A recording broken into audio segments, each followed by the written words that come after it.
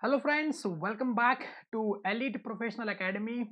I'm your friend and teacher CA Mohit and we are discussing CA Intercompany Law. And from that we have finished chapter 1 and we are at chapter number 2. From chapter number 2 also we have finished lot many sections. Those are very important from exam point of view. In yesterday's lecture only we have seen how many sections we have completed and how many sections that we yet to complete. So chapter number 2, that is the incorporation of the company, is about to finish. No doubt some important sections are yet to come. Few important sections are there which are yet to cover, so we will try to cover in this session. Okay, so in today's lecture we are going to discuss a very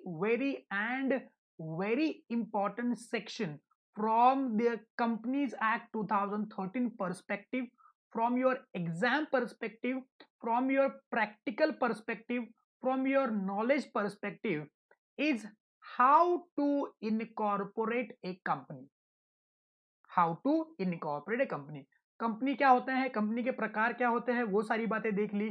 अरे भैया, इस दुनिया में जितनी companies है वो किस procedure से इनकॉर्पोरेट होती है वो भी तो समझना जरूरी है.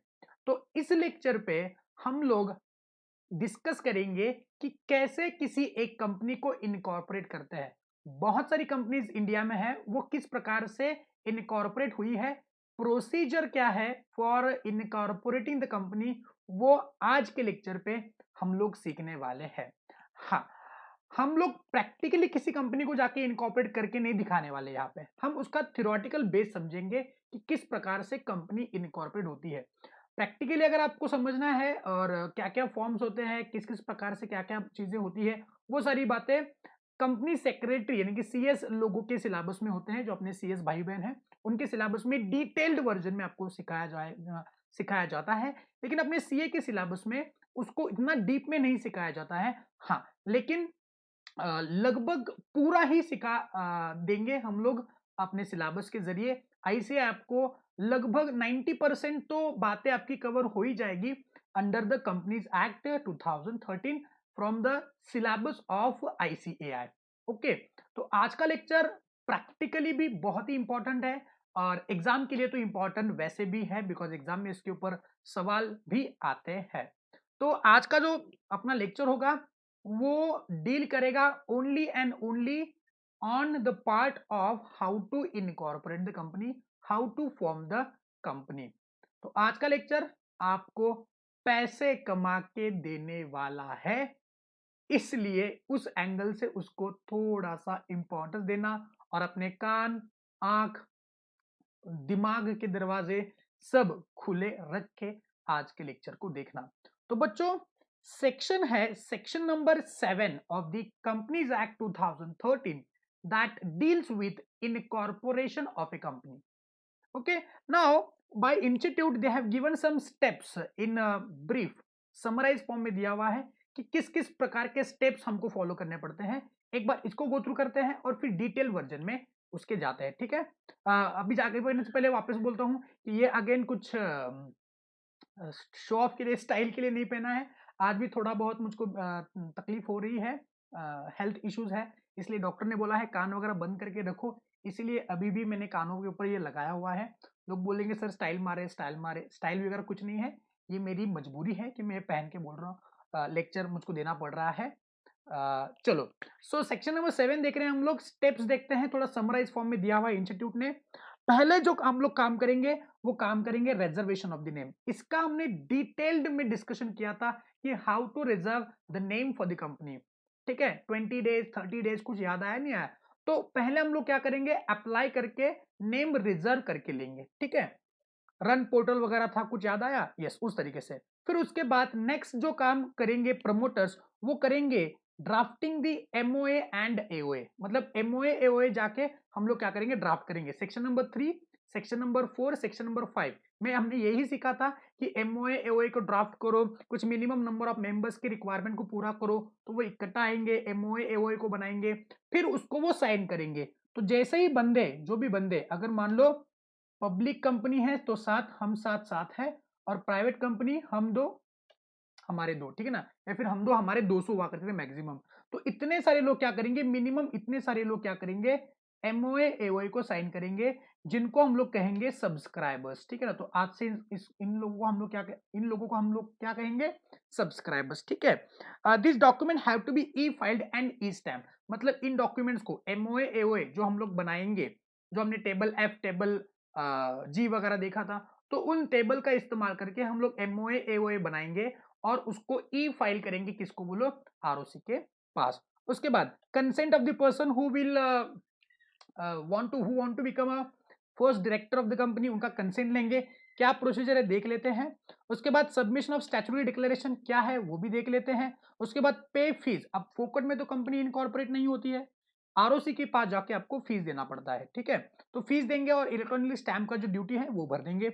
और उसके बाद ये सारी डॉक्यूमेंट हम लोग आरओसी के पास दे देंगे। फिर आरओसी हमको एक मस्त चकाचक पाउडर लगा के सर्टिफिकेट ऑफ इनकॉर्पोरेशन देता है, जिसको डिजिटली सिग्नेचर किया रहता है अपने आरओसी ने, ठीक है। And file the declaration about the address of the register office, जिसको बोलते हैं हम लोग के verification of the register office, वो फाइल करना पड़ता है। वो हमने देखा था कि कंपनी इनकॉर्पोरेट होने के बाद कितने दिन के अंदर रजिस्टर ऑफिस का वेरिफिकेशन करवाना पड़ता है, वो हमने सेक्शन नंबर 4, सेक्शन नंबर 12, इन सारे सेक्शंस में कवर कर लिया है। तो मोटा मोटी बात कर ले, करना क्या है कंपनी ने, कंपनी के जो प्रमोटर्स होते हैं उन्होंने मिनिमम नंबर ऑफ मेंबर्स को जमा करना है, उन लोगों ने एमओए एओए बनाना है, उसके नीचे साइन करना है, साथ साथ कुछ और डॉक्यूमेंट्स होते हैं उनको उसके साथ जोड़ देना है, फीस भर देना है, और ये सारी बातें इलेक्ट्रॉनिकली होगी।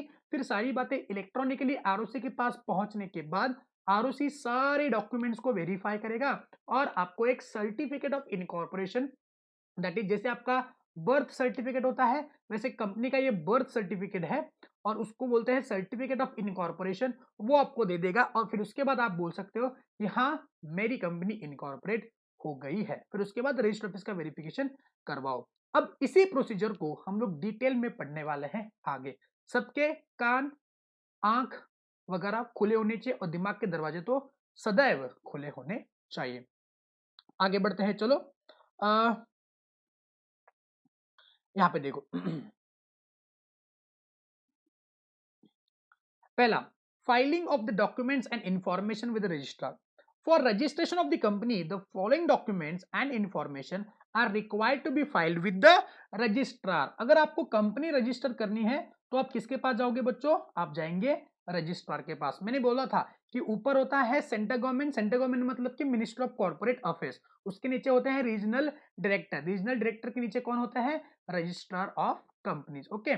तो आपने किसके पास जाना है, रजिस्ट्रार ऑफ कंपनीज के पास जाना है, जिसको हम लोग नॉर्मली लैंग्वेज में बोलते हैं आरओसी। तो आपको किसके पास जाना है, आरओसी के पास जाना है। अब कौन से आरओसी के पास जाए सर, हर एक स्टेट के लिए अलग अलग है, महाराष्ट्र और तमिलनाडु के लिए दो दो आरओसी है, किसके पास जाए, तो आप उस आरओसी के पास जाना जिसके जुरिडिक्शन में आपका रजिस्टर ऑफिस है, या फिर आपके प्रपोज कंपनी का रजिस्टर ऑफिस सिचुएटेड होने वाला है। फॉर एग्जांपल आपने एमओए के रजिस्टर ऑफिस क्लॉज या फिर सिचुएशन क्लॉज में लिख दिया है महाराष्ट्र।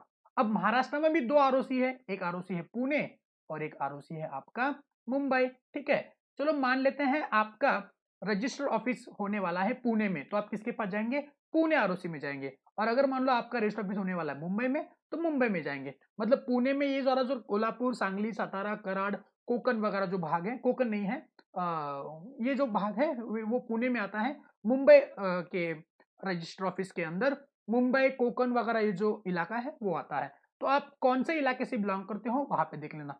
फॉर एग्जाम्पल अगर आपका रजिस्टर ऑफिस होने वाला है मोटेरा में, ठीक है ना, मोटेरा। अब मोटेरा कहाँ में है, गुजरात में है, ठीक है।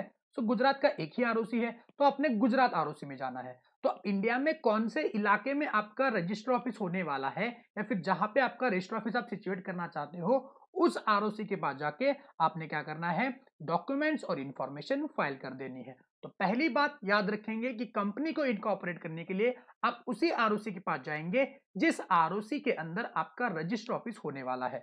अब उस आरओसी को आप लोग क्या क्या देंगे, एक बात जरूर याद रखेंगे कि आरओसी के पास जाने के टाइम पे आप फिजिकली नहीं जा सकते, अभी जो सारा काम है वो इलेक्ट्रॉनिकली ही होता है।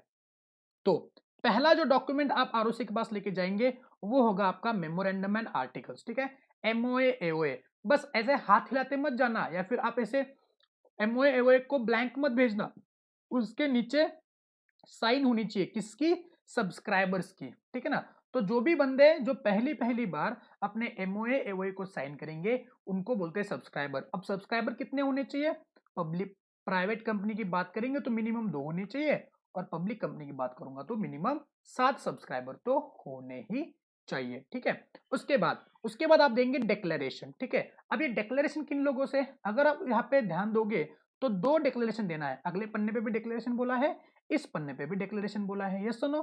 अब ये डिक्लेरेशन किस चीज का है, ये डिक्लेरेशन किस चीज का है, तो पहला डिक्लेरेशन, ओके, ये रहा आपका पहला डिक्लेरेशन। ये डिक्लेरेशन कौन देता है, तो declaration bye a person who is engage in the formation of the company, जो भी बंदा कंपनी के फॉर्मेशन में एंगेज है, जो भी बंदा कंपनी के फॉर्मेशन में एंगेज है, मतलब कौन, वो एडवोकेट हो सकता है, मतलब उन्होंने अपने प्रमोटर्स को कुछ सर्विसेज प्रोवाइड की रहती है, बिकॉज प्रमोटर्स को कुछ टेक्निकल नॉलेज तो होता है नहीं कंपनीज एक्ट का, तो उन्होंने टेक्निकल सपोर्ट किया है उन लोगों को, प्रोफेशनल सपोर्ट किया हुआ है, नॉलेज सपोर्ट किया हुआ है कि इस प्रकार से ये करो, ये डॉक्यूमेंट ऐसे बनाते हैं, वगैरह वगैरह वगैरह।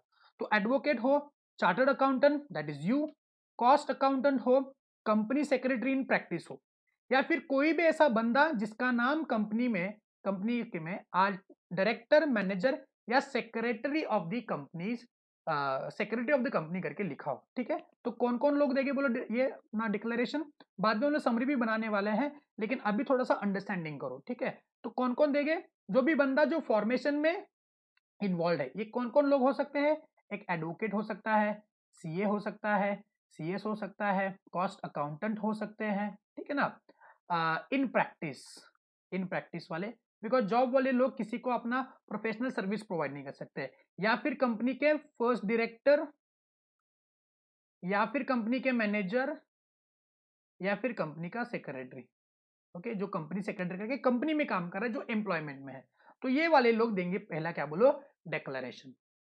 अब उस डिक्लेरेशन में लिखेंगे क्या, देखो ये डॉक्यूमेंट आरओसी के पास सबमिट करना हमने इलेक्ट्रॉनिकली, इस डिक्लेरेशन में वो लिखेंगे क्या, इस डिक्लेरेशन में ये लोग ये लिखेंगे that all the requirements of the act, इस एक्ट के यानी कि कंपनीज एक्ट 2013 के एक्ट में जो भी रिक्वायरमेंट्स है, रूल्स में जो भी रिक्वायरमेंट्स है, किसके लिए, for registration of the company and the matters precedent or incidental thereto have been complied with।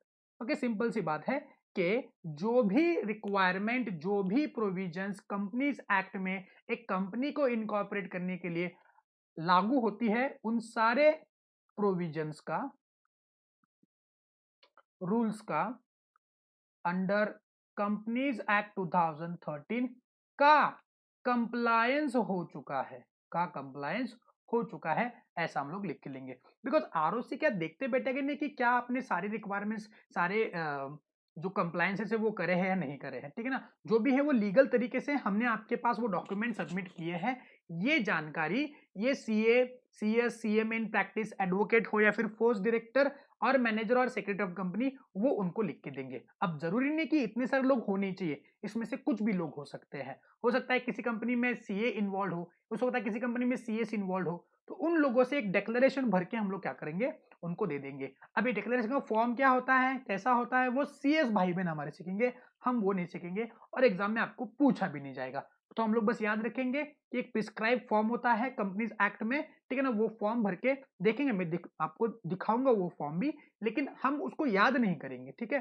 अभी हम लोग क्या कर रहे हैं, नॉलेज गेन कर रहे हैं, उसकी टेक्निकल बातें हम लोग थोड़ी देर के बाद सीखेंगे, ठीक है। तो जो भी एडवोकेट, सीए, सीएस, सीएमए वगैरह जो भी है, अगर वो कंपनी के फॉर्मेशन में इन्वॉल्व है, तो वो लोग क्या करेंगे, एक डिक्लेरेशन भर के देंगे इसको, आरओसी को, कि एक्ट में जितनी भी बातें, रूल्स में जितनी भी बातें फॉर इनकॉर्पोरेटिंग एक कंपनी लिखी हुई है, वो सारी बातें हमने कवर कर दी है। ओके, चलो आगे बढ़ते हैं। अब नेक्स्ट डिक्लेरेशन, अब ये नंबर 2 वाला डिक्लेरेशन, पहला डिक्लेरेशन देख दिया कौन कौन देता है, अब देखते हैं नंबर 2 वाला डिक्लेरेशन, ये कौन कौन देता है। तो डिक्लेरेशन फ्रॉम ईच सब्सक्राइबर, कौन से सब्सक्राइबर, जो हमने एमओए एओए में साइन जिनसे जिनसे लिया है ना, वो वाले, यानी कि कंपनी के पहले पहले मेंबर्स बोल सकते हैं, कंपनी के पहले पहले मेंबर्स, ये वाले लोग, ठीक है ना, ये वाले लोग। तो इन वाले लोगों से भी एक डिक्लेरेशन लिख के लेंगे हम लोग, किस बारे में, इन इन लोगों से भी लेंगे, साथ साथ कंपनी के फर्स्ट डायरेक्टर से भी लेंगे, ठीक है ना, कंपनी के फर्स्ट डायरेक्टर से भी लेंगे। क्या क्या लेंगे, ये 3 बातों के ऊपर डिक्लेरेशन लेंगे। ओके, पहला, he has not been convicted for any offense in connection with the promotion, formation or management of the company। पहला, उनसे डिक्लेरेशन लिखवा के लेंगे। क्या डिक्लेरेशन लिखवा के लेंगे कि देखो, हम कंपनी के पहले सब्सक्राइबर या कंपनी के पहले पहले डायरेक्टर, हम किसी प्रकार से कॉन्विक्टेड नहीं है। क्या नहीं है, कॉन्विक्टेड नहीं है। नाउ सवाल ये बनता है, सर ये कॉन्विक्टेड का मतलब क्या होता है, what do mean by this conviction, convicted का मतलब क्या होता है। सो कॉन्विक्टेड का मतलब होता है declared as a guilty, declared as a guilty, ठीक है ना, under any criminal offence by the verdict और बाय अ जज ऑफ ए कोर्ट। ये उसका लिटरल मीनिंग है कॉन्विक्शन का। मतलब कि अगर आपको किसी कोर्ट के जजमेंट से या फिर किसी जजमेंट से, कोर्ट के जजमेंट से, अगर आपको किसी क्रिमिनल ऑफेंस के अंदर, अगर आपको किसी क्रिमिनल ऑफेंस के अंदर सजा डिक्लेयर हो चुकी है, तो आपको कॉन्विक्टेड पर्सन माना जाएगा। मतलब मान लेते हैं आपने किसी का मर्डर कर दिया और आपके ऊपर वो जो गुनाह है वो साबित हुआ और आपको मान लेते हैं आजीवन कारावास की सजा सुनाई गई है, तो भी आपको कॉन्विक्टेड बोला जाएगा। कॉन्विक्टेड का मतलब ये नहीं कि आपको जेल में जाके आपको जेल में डाला गया तो भी आपको कॉन्विक्टेड बोला जाएगा, नहीं। आपके ऊपर सजा, आपको सजा सुनाई गई, आपको वो गिल्टी डिक्लेयर कर दिया, अपराधी माना गया किसी एक्ट के अंदर, क्रिमिनल एक्ट के अंदर, तो भी हम लोग क्या मानेंगे, आपको कॉन्विक्टेड मानेंगे। तो ये जो बात है, आपको किसी क्रिमिनल ऑफेंस के लिए गिल्टी पाए नहीं गए हो, ये डिक्लेरेशन लिख के लेंगे, किससे, from the first subscribers and from the first director of the company.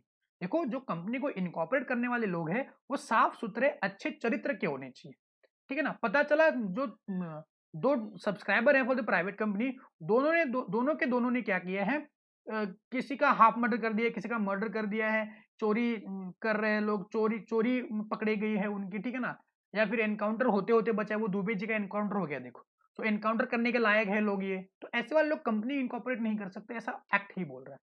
तो he has not been convicted for any offense in connection with the promotion, formation or management of the company। so company के promotion, formation, management of the company के related जो भी offence रहेंगे उसके लिए उनको अपराधी माना नहीं गया है। सो कॉन्विक्शन का लिटरल मीनिंग तो होता है क्रिमिनल ऑफेंस के लिए गिल्टी माना जाना, लेकिन यहाँ पे उन्होंने स्पेसिफिकली लिखा हुआ है कि आप सब्सक्राइबर हो या फिर आप कंपनी के पहले डायरेक्टर हो, आप कंपनी के रिलेटेड में प्रमोशन, फॉर्मेशन और मैनेजमेंट ऑफ द कंपनी के रिलेटेड किसी प्रकार के अपराधी नहीं पाए गए हो इसके पहले, मतलब आपने इस वाले मामले में कोई घोटाला वगैरह नहीं किया है, ठीक है। Next one, he has not been found guilty, he has been not been found guilty, again convicted की बात कर रहे हैं, फॉर एनी फ्रॉड और मिसफियंस, ओके, फ्रॉड मिसफियंस इंटरचेंज में इस्तेमाल करते हैं, अफरा तफर बोलते हैं उनको, और of any breach of duty to any company under this act, under previous company law during last 5 years, तो पिछले 5 साल में, मतलब आज मान लेते हैं 1 जनवरी 2020 है, तो पिछले 5 साल, पिछला 5 साल कौन सा, 19, 18, 17, 16 और 15, ओके। सो 1 जनवरी 2015 से लेके अब तक, 1 जनवरी 2015 से लेके अब तक, मतलब जिस दिन पे कंपनी इनकॉर्पोरेट कर रहे हो, जिस दिन पे ये डिक्लेरेशन दे रहे हो, उसके पिछले 5 साल के दौरान, उस 5 साल के पैसेज में आप किसी प्रकार के fraud, misfeasance under the companies act और of any breach of duty to any company, किसी कंपनी के रिलेटेड फ्रॉड, मिसफियंस या फिर ब्रीच ऑफ ड्यूटी के लिए अपराधी नहीं पाए गए हो, तो सर क्या पिछले 5 साल के पहले अगर उसने कुछ किया है तो चलता है क्या, तो चल जाएगा। लेकिन आपने कंपनी इनकॉर्पोरेट करने के टाइम पे या फिर आपने वो डिक्लेरेशन देने के टाइम पे उसके पहले 5 साल के पैसेज में आपने ये काम नहीं करना चाहिए, उसके पहले 5 साल में हो सकता है तो चलेगा, ठीक है। सो डिक्लेरेशन में 2 बातें लिखी हमने, पहला, he is not been convicted for any offense in connection with the formation promotion of the company, and he has not been found guilty for previous 5 years for the matters connected with the company fraud and misfeasance. ठीक है. And third one, that all the documents filed with the registrar and information content is correct and complete to the true best of his knowledge and belief. Okay, इस चीज को थोड़ा important mark करना, because इसका impact आगे आने वाला है. ठीक है, तो हमने क्या क्या देखा, देखो डिक्लेरेशन में 3 बातें हमने लिखी. ये थोड़ा सा मैं इसको हटा देता हूं. अगर किसको लिखना है तो वीडियो को थोड़ा सा पीछे प्रीवियस में ड्रैग करना, और जो मैंने अभी निकाला है ये वाला बात, ठीक है ना, इसको लिख देना. ठीक है, चलो. यस, तो दूसरा जो डिक्लेरेशन है, उस डिक्लेरेशन में 3 बातें लिखेंगे. पहली बात, that he has not been convicted for any offence relating to the promotion formation of the company. दूसरा, he has not been found guilty for fraud और misfeasance or any breach of duty or to any company in previous 5 years, and all the documents submitted to the registrar, all the information given to the registrar is true and correct. okay, तो कितने document दिए, पहले हमने MOA AOE दिया sign करके bye subscriber, फिर दिया declaration. Declaration किसने दिया, any person who is connected with the incorporation of the company, that is CA CA CMA, या फिर कंपनी के फर्स्ट डायरेक्टर्स. ठीक है, और दूसरा डिक्लेरेशन जो है वो किससे दिया, वो लिया हमने फर्स्ट सब्सक्राइबर यानी subscriber of the company and from the first director of the company. ठीक है ना, और इस डिक्लेरेशन में 3 बातें निकल करके आ रही थी. 3 बातें हमने लिखी. पहला, that he has not been found, he has not been convicted for any offense relating to the promotion and formation of the company. He is not found guilty for fraud and misfeasance for previous 5 years to the matters connected with the company or else. And third one, all the documents and information furnished to the registrar is true and correct. Okay, यहां तक clear है. Next one, next जो चीज हम लोग ROC के पास देंगे वो देंगे address for the correspondence. Okay, address for the correspondence, because देखो कंपनी अब तक बनी नहीं है, तो कंपनी का रजिस्टर ऑफिस होने का तो सवाल ही पैदा नहीं होता है. लेकिन हमने कुछ ऐसी जगह तो आरओसी को बतानी है जिस एड्रेस पे आरओसी हमसे फ्यूचर करस्पॉन्डेंस करेगा till the date of the registration of the company, till the date of incorporation of the company. So the address for the correspondence till the register office is established, because company incorporate होने के बाद हमको पता है कि कितने दिन के अंदर रजिस्टर ऑफिस अपने पास होना चाहिए. ठीक है ना, तो उतने दिन तक, जितने दिन तक हम लोग रजिस्टर ऑफिस नहीं बनाते हैं, उस दिन तक हमने क्या करना है, एड्रेस फॉर करस्पॉन्डेंस, ताकि आरओसी हमको उस एड्रेस पे कम्युनिकेट करे. Next one, details. अब हम लोग यहाँ पे 2 डिटेल्स देंगे. क्या क्या देंगे, 2 डिटेल्स, एक ये डिटेल्स और एक ये डिटेल्स. सो 2 डिक्लेरेशन 2 डिटेल्स, 2 डिक्लेरेशन 2 डिटेल्स. तो पहले डिटेल्स हम लोग किसके बारे में देंगे, बोलो. पहले डिटेल्स देंगे हम लोग about the every subscriber to the MOA, और दूसरे डिटेल हम लोग देंगे about the first director of the company. ठीक है, सो पहले details about the subscriber of the company और दूसरे detail about the director of the company. अब क्या क्या डिटेल देखो, यहाँ पे नेम है, यहाँ पे नेम है, सरनेम है, सरनेम है, फैमिली नेम्स दिए हुए हैं, रेसिडेंशियल एड्रेस दिया हुआ है, यहाँ पे रेसिडेंशियल एड्रेस दिया हुआ है. ठीक है ना, यहाँ पे नेशनलिटी दी हुई है, यहाँ पे भी नेशनलिटी दी हुई है. ठीक है ना, बस एक ही बात एडिशनल है for the details about the director, वो है डिन, that is directors identification number. देखो कितना आसान है. ठीक है, चलो, वो डायरेक्टर आइडेंटिफिकेशन नंबर क्या होता है वो मैं आपको बताता हूँ. सो 2 details about the first subscribers, या फिर हम लोग बोलेंगे subscriber, details about the subscriber, and detail about what, the first director, details about the first director. ठीक है ना, क्या क्या डिटेल्स देंगे, दोनों के लिए सेम डिटेल्स आएंगे. यहाँ पे नेम इंक्लूडिंग सरनेम और फैमिली नेम. अब ये फैमिली नेम किसके लिए है रे, ओके, अगर आप साउथ में जाओगे तो सरनेम तो होते हैं नहीं, है ना, आप साउथ के नाम देखो ना, उनके सरनेम होते हैं नहीं, तो उनके फैमिली नेम होते हैं. ठीक है ना, मतलब कि मदर का नाम, फादर का नाम लिखा जाता है. ठीक है, तो उस टाइम उस तरीके, जैसे आर अश्विन, रविचंद्रन अश्विन, सरनेम क्या है क्या समझता ही नहीं है, तो वहाँ पे सरनेम इस्तेमाल नहीं होता है, वहाँ पे फैमिली नेम इस्तेमाल किया जाता है. तो अगर कोई सब्सक्राइबर डायरेक्टर बिलोंग करता है साउथ से, तो अगर उनके पास सरनेम नहीं है तो वो फैमिली नेम का इस्तेमाल कर सकते हैं। तो नेम, सरनेम, फैमिली नेम, उसके बाद उनका एड्रेस जो भी रेसिडेंशियल एड्रेस है, रेसिडेंशियल एड्रेस, उसके बाद नेशनैलिटी, नेशनैलिटी और कौन सी बातें हैं देखो, surname, family name, direct address, yes इतना हो गया। और फर्स्ट डायरेक्टर के लिए एक एडिशनल बात यहाँ पे लिखूंगा, फर्स्ट डायरेक्टर के लिए, फर्स्ट डायरेक्टर के लिए एडिशनल बात एक लिखेंगे, डिन, डिन डिना डिन डिन, डिन डिना डिन डिन मतलब directors identification number, English medium के बच्चे बोलेंगे नंबर। सो व्हाट इज डिन? डिन यानी कि डायरेक्टर्स आइडेंटिफिकेशन नंबर। ये एक यूनिक नंबर होता है जो हर एक इंडिविजुअल को दिया जाता है जो डायरेक्टर बनना चाहता है।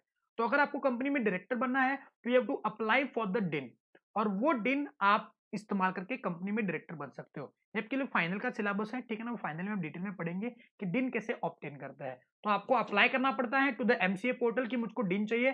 जब तक आपके पास डिन नहीं होगा तब तक आप कंपनी में, किसी भी कंपनी में डायरेक्टर नहीं बन सकते।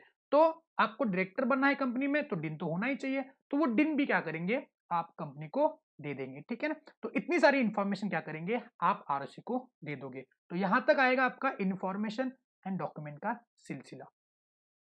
क्लियर है? पक्का? वापस समराइज करता हूं मैं सारी बातों को। चलो, आपको क्या करना है, कंपनी को इनकॉर्पोरेट करना है। ध्यान देंगे अभी, कंपनी इनकॉर्पोरेट, कंपनी इनकॉर्पोरेट करना है, ठीक है। तो आपको क्या करना पड़ेगा, एप्लीकेशन, किसको, एप्लीकेशन टू द आरओसी, ठीक है ना। और ये एप्लीकेशन कैसे होता है बोलो, एप्लीकेशन कैसे होता है, एप्लीकेशन होता है इन द इलेक्ट्रॉनिक फॉर्मेट। तो आज के जमाने में, आज के जमाने में जो फॉर्म है, जो फॉर्म है वो फॉर्म आएगा आपका INC 32। फॉर्म का नाम मत भूलना, फॉर्म नंबर INC 32 जो है आपका स्पाइस। ओके, स्पाइस मतलब क्या, यह है simplified process of incorporation of company electronically. Okay, SPICE, spice. Okay, तो आपको क्या करना है, INC 32 MCA के सर्विस पे जाके INC 32 को भरना चालू करना है, और उसी में ये सारी डिटेल्स जो नीचे हम लोग देखेंगे वो देने हैं। तो कौन सा फॉर्म भरेंगे आप लोग, INC 32, that is the spice for incorporating any company. देखो पैसा कमा के देने वाला ये प्रोविजन है, तो ढंग से देखेंगे उसको, थोड़ा इज्जत दो इसको, ठीक है। अब इसके साथ ये तो हो गया फॉर्म। अब कौन कौन से डॉक्यूमेंट सबमिट करने पड़ते हैं, तो नीचे ये आगे डॉक्यूमेंट। तो along with the form document क्या क्या आएंगे, पहला डॉक्यूमेंट जो आप दोगे वो क्या है बोलो, MOA and AOA which is duly signed by the subscribers, by the subscribers, yes or no? Okay, next one, next हम लोग जाएंगे डिक्लेरेशन। डिक्लेरेशन, अब ये डिक्लेरेशन किन किन लोगों से लेंगे, हम लोग देंगे, ये लेंगे advocate, CA, CS, CMA, engaged information of company, information of company plus, plus और कौन रहेंगे यहाँ पे, यहाँ पे रहेंगे हमारे फर्स्ट डायरेक्टर, मैनेजर और सेक्रेटरी ऑफ कंपनी, ठीक है ना। इन दो लोगों से डिक्लेरेशन लेंगे। अब इस डिक्लेरेशन में कौन क्या लिखा जाएगा, इस डिक्लेरेशन में लिखा जाएगा दैट ऑल द रिक्वायरमेंट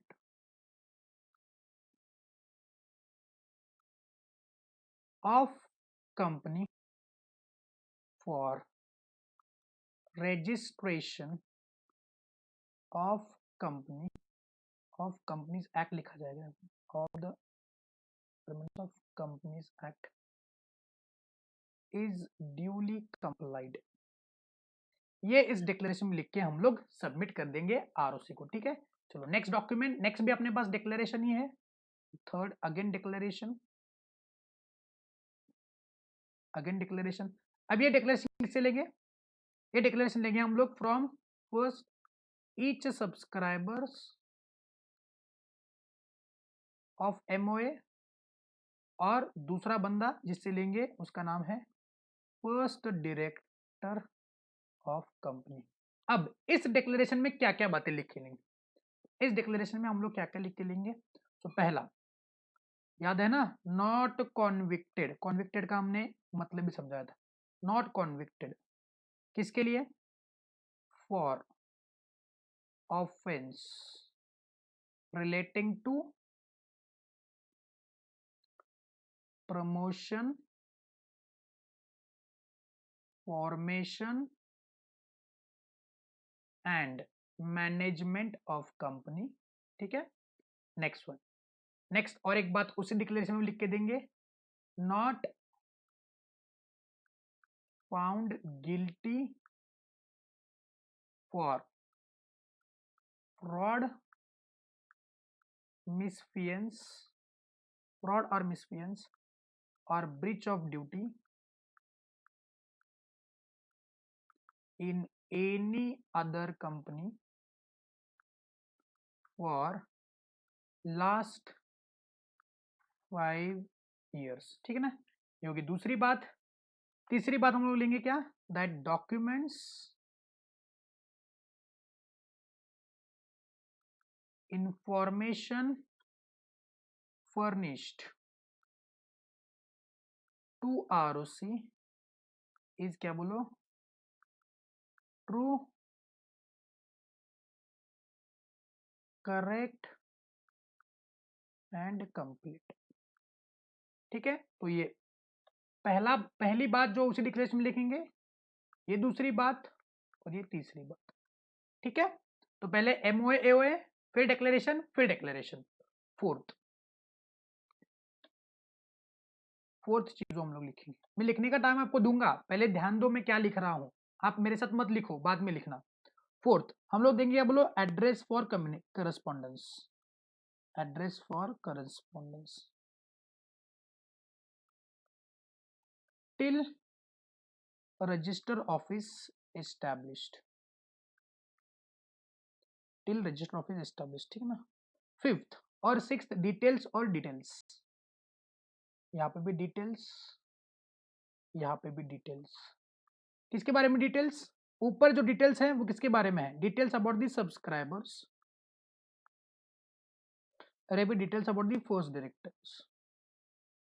ठीक है, क्या क्या बातें लिखेंगे, यस कम ऑन, इसके लिए भी सेम है ना, दोनों के लिए सेम बात है, नेम, सरनेम और फैमिली नेम्स, और फैमिली नेम्स। ठीक है, उसके बाद एड्रेस, उनका रेसिडेंशियल एड्रेस,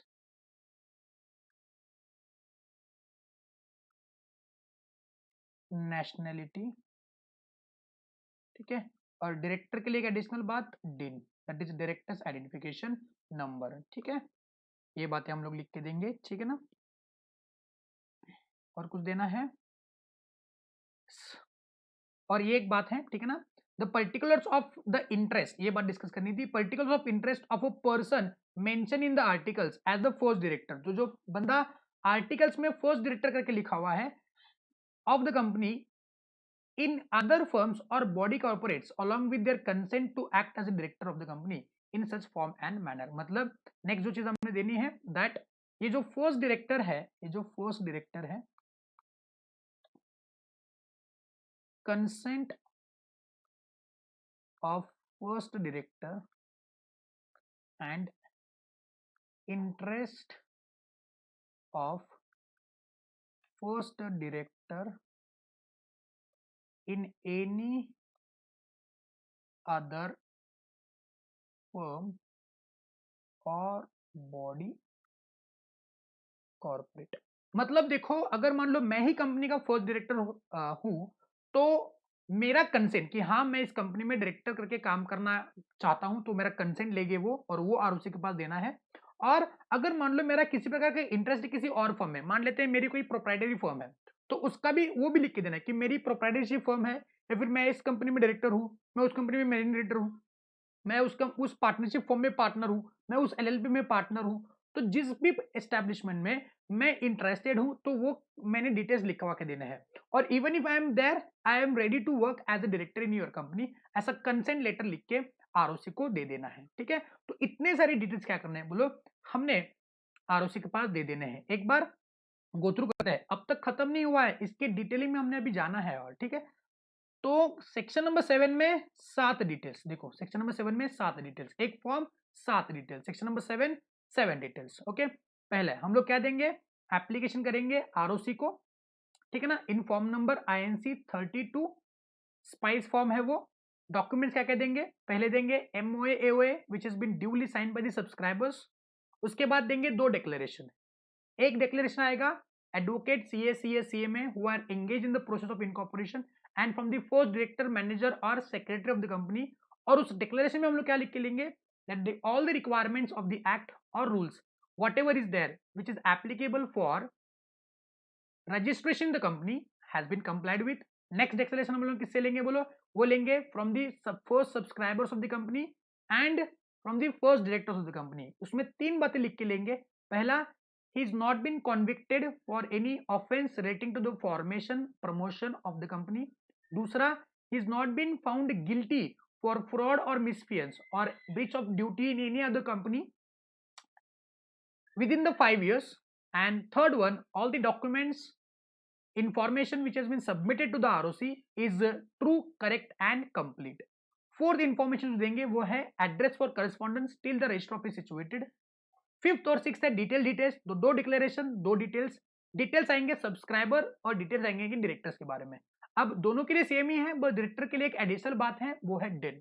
तो पहला name, surname, family names, residential address, nationality, और डायरेक्टर के लिए डिन। ये तो बातें बेसिक सी है, नेम, सरनेम और फैमिली नेम, रेसिडेंशियल एड्रेस, उनका नेशनलिटी और उनका डायरेक्टर्स आइडेंटिफिकेशन नंबर किसका, डिन का। एंड लास्टली, जो कंपनी के पहले डायरेक्टर बनना चाहते हैं वो किसी और फर्म में या फिर किसी और बॉडी कॉर्पोरेट में अगर इंटरेस्टेड है तो उनका इंटरेस्ट भी हमको बताना है और साथ साथ उनका कंसेंट लेना है that they are ready to work as a director of the company. और वो भी क्या करना है, हमने आरओसी के पास सबमिट कर देना है। क्लियर है, इतनी सारी बातें अभी किसके पास जाएंगी, आरओसी के पास जाएंगी। आपको क्लियर है, any doubt about it, no? तो एक काम करेंगे, इसको कॉपी करना चालू करेंगे अपने नोटबुक में, और भी बहुत सारी खतरनाक बातें आने वाली हैं आगे, तो स्टे इन ट्यून, भाग के मत जाना, इसको लिखो, कम ऑन फास्ट। ऊपर लिखना सेक्शन नंबर 7।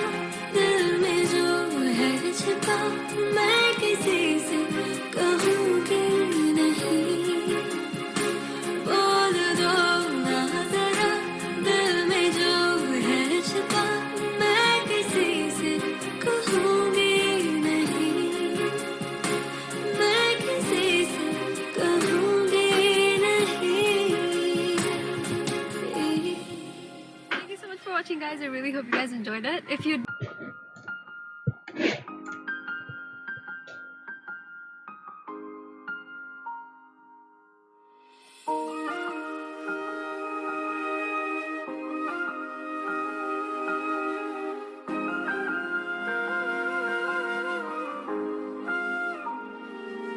ना जिया जिंदगी एक पल भी तुझसे हो गए जुदा, सुन जरा बिन तेरे मुझसे नाराज था दिल, तू मिला है तो है कह रहा,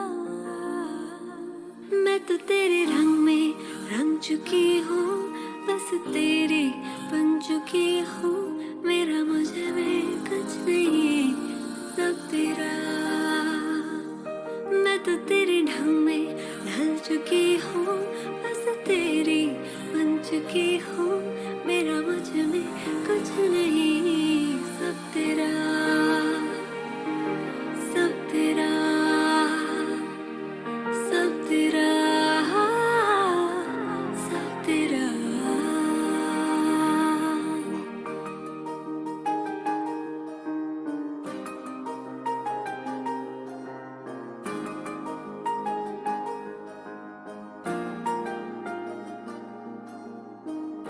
कुछ भी नहीं है ये जहां,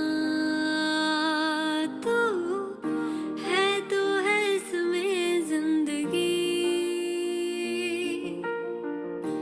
अब मुझको जाना है कहाँ के, तू ही सफर है आखिरी, कि तेरे बिना जीना मुमकिन नहीं, ना देना कभी मुझको तू फासले, मैं तुझको कितना चाहती हूँ कि तू कभी सोच ना सके, तेरे लिए दुनिया छोड़ दी है, तुझे पे ही सांस आके रुके, मैं तुझको कितना चाहती हूँ कि तू कभी सोच ना सके,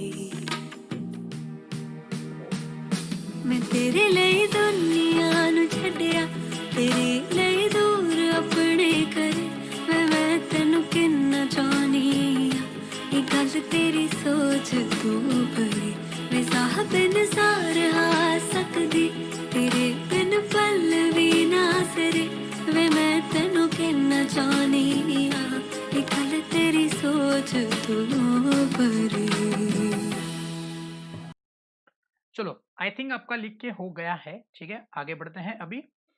नाउ अब यहाँ पे एक अमेंडमेंट हुआ था, ठीक है, यहाँ पे एक अमेंडमेंट हुआ था, वो अमेंडमेंट थोड़ा डिस्कस कर लेते हैं, ठीक है ना। अभी बहुत पुराना अमेंडमेंट है, लेकिन डिस्कस करना बहुत जरूरी है from knowledge point of view. आज आप लोग और कुछ एक भारी सीखने वाले हो। सो यहाँ पे आपको दिख रहा है डिक्लेरेशन, लेकिन पहले ये डिक्लेरेशन नहीं हुआ करता था, पहले ये हुआ करता था एफिडेविट। क्या हुआ करता था? एफिडेविट। तो सर एफिडेविट वर्ड को हटा के डिक्लेरेशन लॉ में क्यों लिखा? Why they have excluded the word affidavit and included the word declaration? ठीक है, तो उसके लिए आपको जनरल क्लॉजेस एक्ट की जानकारी होना जरूरी है। मैंने आपको सिखाया ना जनरल क्लॉजेस एक्ट, उसमें मैंने एफिडेविट का आपको डेफिनेशन इंपॉर्टेंट करके बोला था। Section number 3 subsection 3 of the general clauses act, ठीक है ना।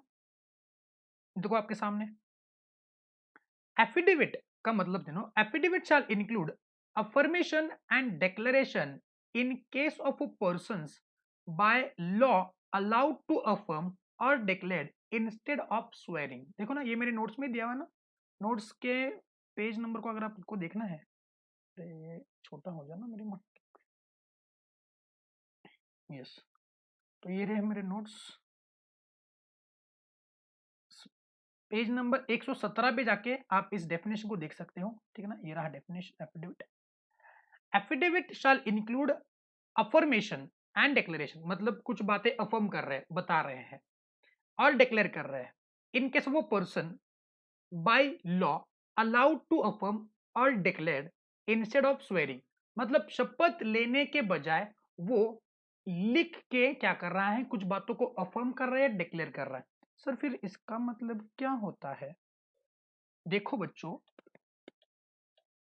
अगर आपको कोर्ट में जाके स्वेर करना पड़ता है, स्वेर यानी कि मैं गीता के ऊपर हाथ रख के कसम खाता हूं, जो भी कहूंगा, सच के अलावा कुछ नहीं कहूंगा। तो वहां पे जाके आप कटघरे में खड़े रह के कुछ बात बोलते हो। अगर मान लेते आपने गीता के ऊपर हाथ रख के कसम खाई, स्वेर किया, और फिर बाद में झूठ बोला, मतलब कटघरे में खड़े रह के शपथ लेके झूठ बोला, तो आपको सजा हो सकती है, आपको सजा हो सकती है, ठीक है। अब वो सजा क्या होती है वो अपना डिस्कशन पॉइंट है नहीं, लेकिन आपको सजा हो सकती है भाई, बिकॉज आपने कोर्ट में जाके झूठी गवाही दी या फिर झूठ बोला, ठीक है। तो कुछ वैसे ही सजा आपको हो सकती है अगर आपने एफिडेविट में कुछ झूठ लिख के बता दिया। मतलब मान लेते आपसे किसी ने एक एफिडेविट लिखवा के दिया है, किसी ने एफिडेविट लिखवा के लिया है कि मैं ये हूं, मैं वो हूं, वगैरह वगैरह वगैरह। एफिडेविट बहुत सारी जगह पे इस्तेमाल होता है। तो अगर मान लो कि जैसे कि अभी पहले आरओसी को एफिडेविट लिख के देना पड़ता था, किसने? By the first subscriber and first director of the company, that हम लोग किसी प्रकार से कॉन्विक्टेड नहीं है, हम लोग गिल्टी नहीं है, जो भी इंफॉर्मेशन है वो करेक्ट है, ट्रू है, कंप्लीट है। ये हम लोग एफिडेविट लिख के आरओसी को दे देते थे। ओके, एफिडेविट लिख के देते थे।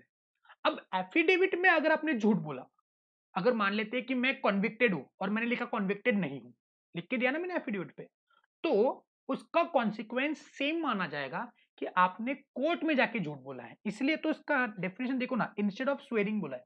तो शपथ लेने के बजाय, कोर्ट में जाके शपथ लेने के बजाय आपने क्या किया, लिख के बोला, लेकिन उसके कॉन्सिक्वेंस या फिर उसका इफेक्ट वही होगा कि आपने शपथ लेके ये बातें बोली है। कुछ बात समझ पा रहे हो मेरी? समझे?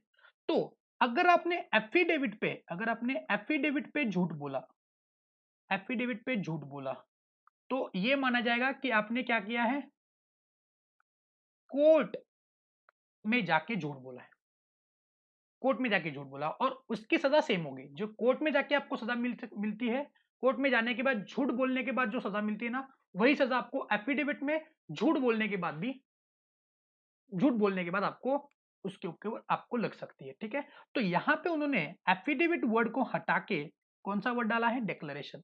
अब इससे क्या हुआ, सब्सक्राइबर और जो फर्स्ट डायरेक्टर है उनकी सजा की जो सीवियरिटी है उसको थोड़ा सा कम कर दिया है।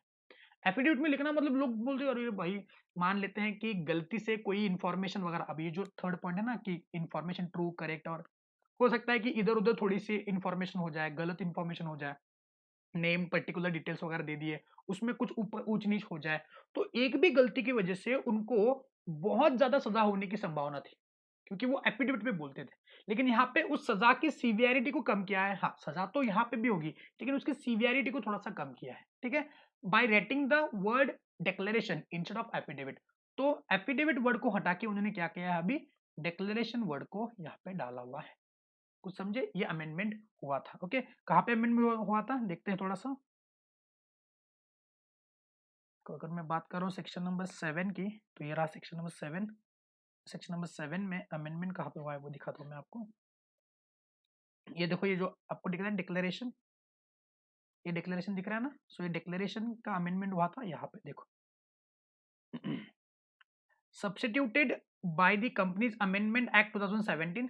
ओके, मैंने बोला था 3 बार अमेंड हुआ है, 2015, 17 और 19 में, ठीक है। तो दूसरा जो अमेंडमेंट हुआ था, which is effective from 27 July 2018, in section 7 subsection 1 item C, for the words affidavit the words declaration shall be substituted। Okay, तो यहाँ पे पहले क्या लिखा जाता था, यहाँ पे पहले क्या लिखा जाता था, एफिडेविट, अब ये वर्ड लिखा है डिक्लेरेशन। बस ये वर्ड हिला नहीं है, यहाँ से पूरा लॉ का नजरिया ही बदल गया है, लॉ का जो मीनिंग है वही बदल गया है। बिकॉज एफिडेविट लिखने से उसके कॉन्सिक्वेंसेस अलग होते हैं, और डिक्लेरेशन लिखने पे उसके कॉन्सिक्वेंसेस अलग होते हैं। समझे बच्चों? क्लियर है पक्का? तो एक एडिशनल पॉइंट यहाँ पे लिख देना, एफिडेविट एंड डिक्लेरेशन। क्लियर पक्का? इसलिए मैंने पहले जनरल क्लॉज आपको सिखा दिया है कि जनरल क्लॉज एक्ट में जितने भी डेफिनेशन है ना, उसका इंपैक्ट क्या है, उसके कॉन्सिक्वेंसेस क्या है, वो क्यों इंपॉर्टेंट है। अभी आपको थोड़ा सा उसकी अहमियत उसकी आपको समझी रहेगी, ठीक है। तो ये एक बात थी जो इन सेक्शन नंबर 7 के एक पार्ट में हमने देख ली। अब तक हम लोग सेक्शन नंबर 7 के सबसेक्शन 1 में ही है, ठीक है ना, एक बार याद रखना। चलो तो आगे बढ़ते हैं, यहां तक हमने खत्म कर दिया। अब ये सारे जो डॉक्यूमेंट्स हैं, एमओए, 2 डिक्लेरेशन, एक रजिस्टर ऑफिस, 2 डिटेल्स और एक कंसेंट, ठीक है। अगर उसको और समराइज करेंगे तो एक एमओए एओए, ठीक है ना, 2 declaration,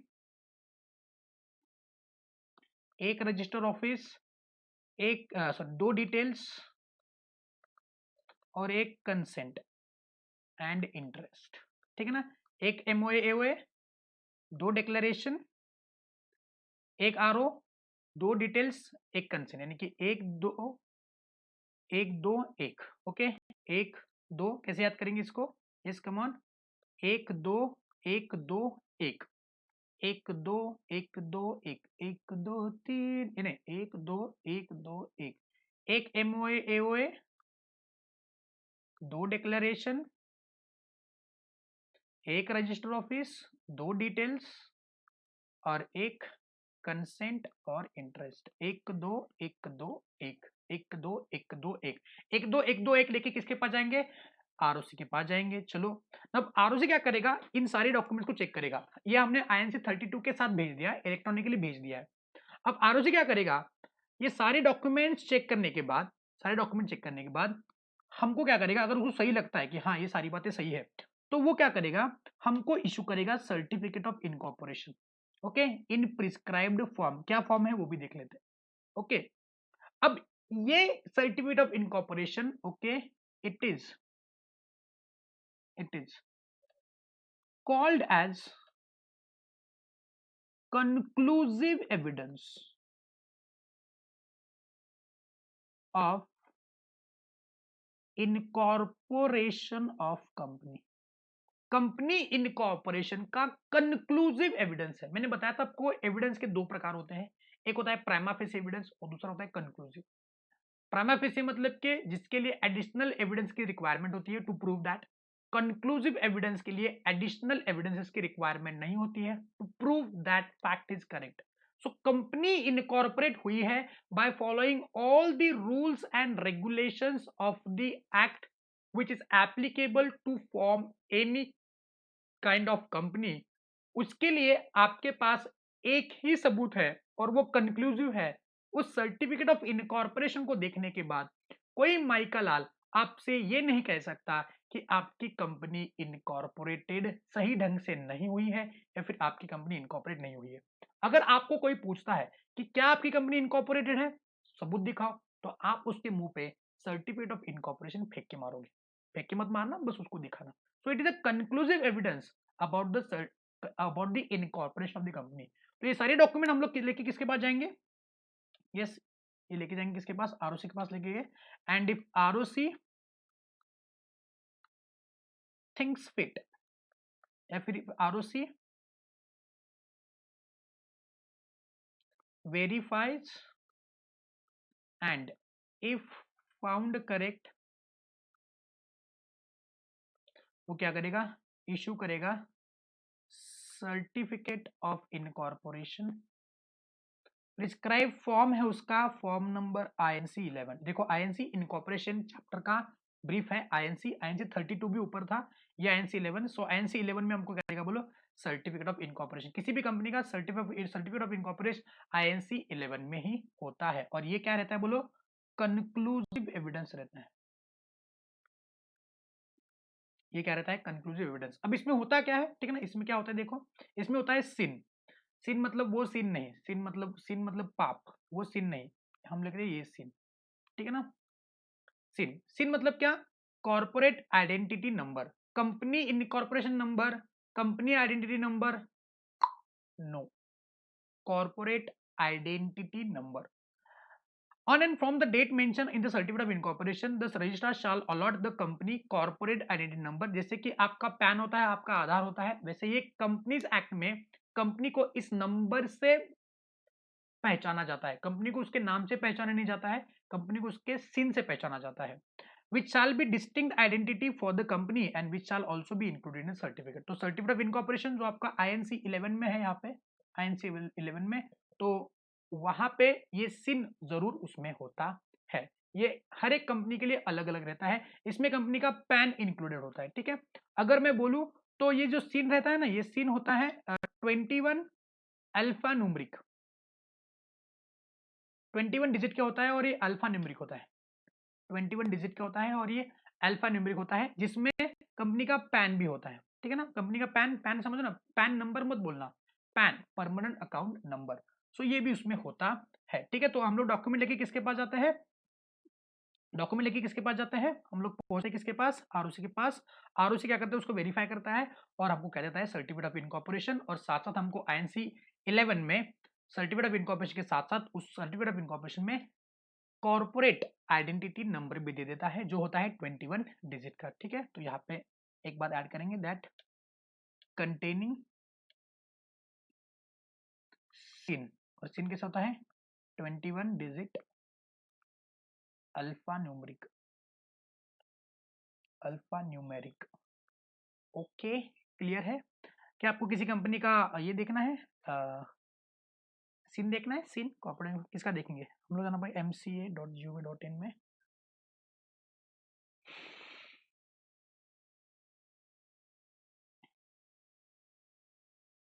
hello hello hello hello, अपने मोदी जी है यहाँ पे, MCA सर्विसेज में जाके company master data, master data,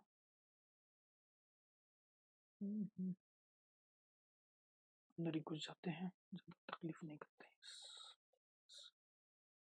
master data, ये नहीं व्यू करना पड़ेगा मुझको, wait wait wait wait wait,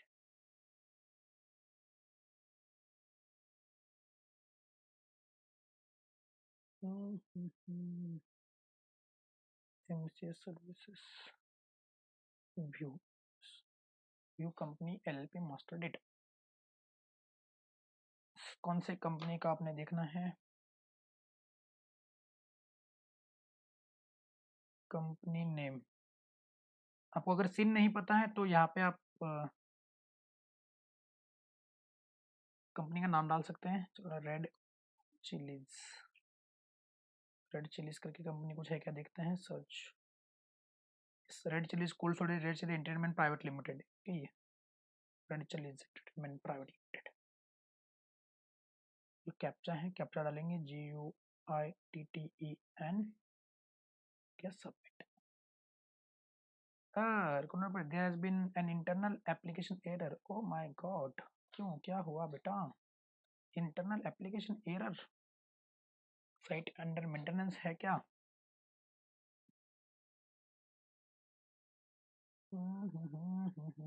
चलो वापस ट्राई करते हैं, हुआ तो हुआ, नहीं हुआ तो नहीं हुआ, अपना क्या है, होना तो चाहिए लेकिन। Red chillies, red chillies entertainment private DEEINER,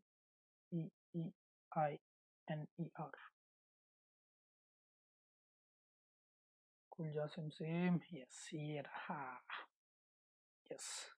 तो ये है कंपनी का मास्टर डेटा। ये देखो ऊपर जो है सिन है, सिन दिख रहा है आपको, यस ये दिख रहा है सिन, हाँ सिन 21 डिजिट है क्या, गिनो आप, गिनो मैं नहीं गिनूंगा, 21 डिजिट है क्या, गिनो।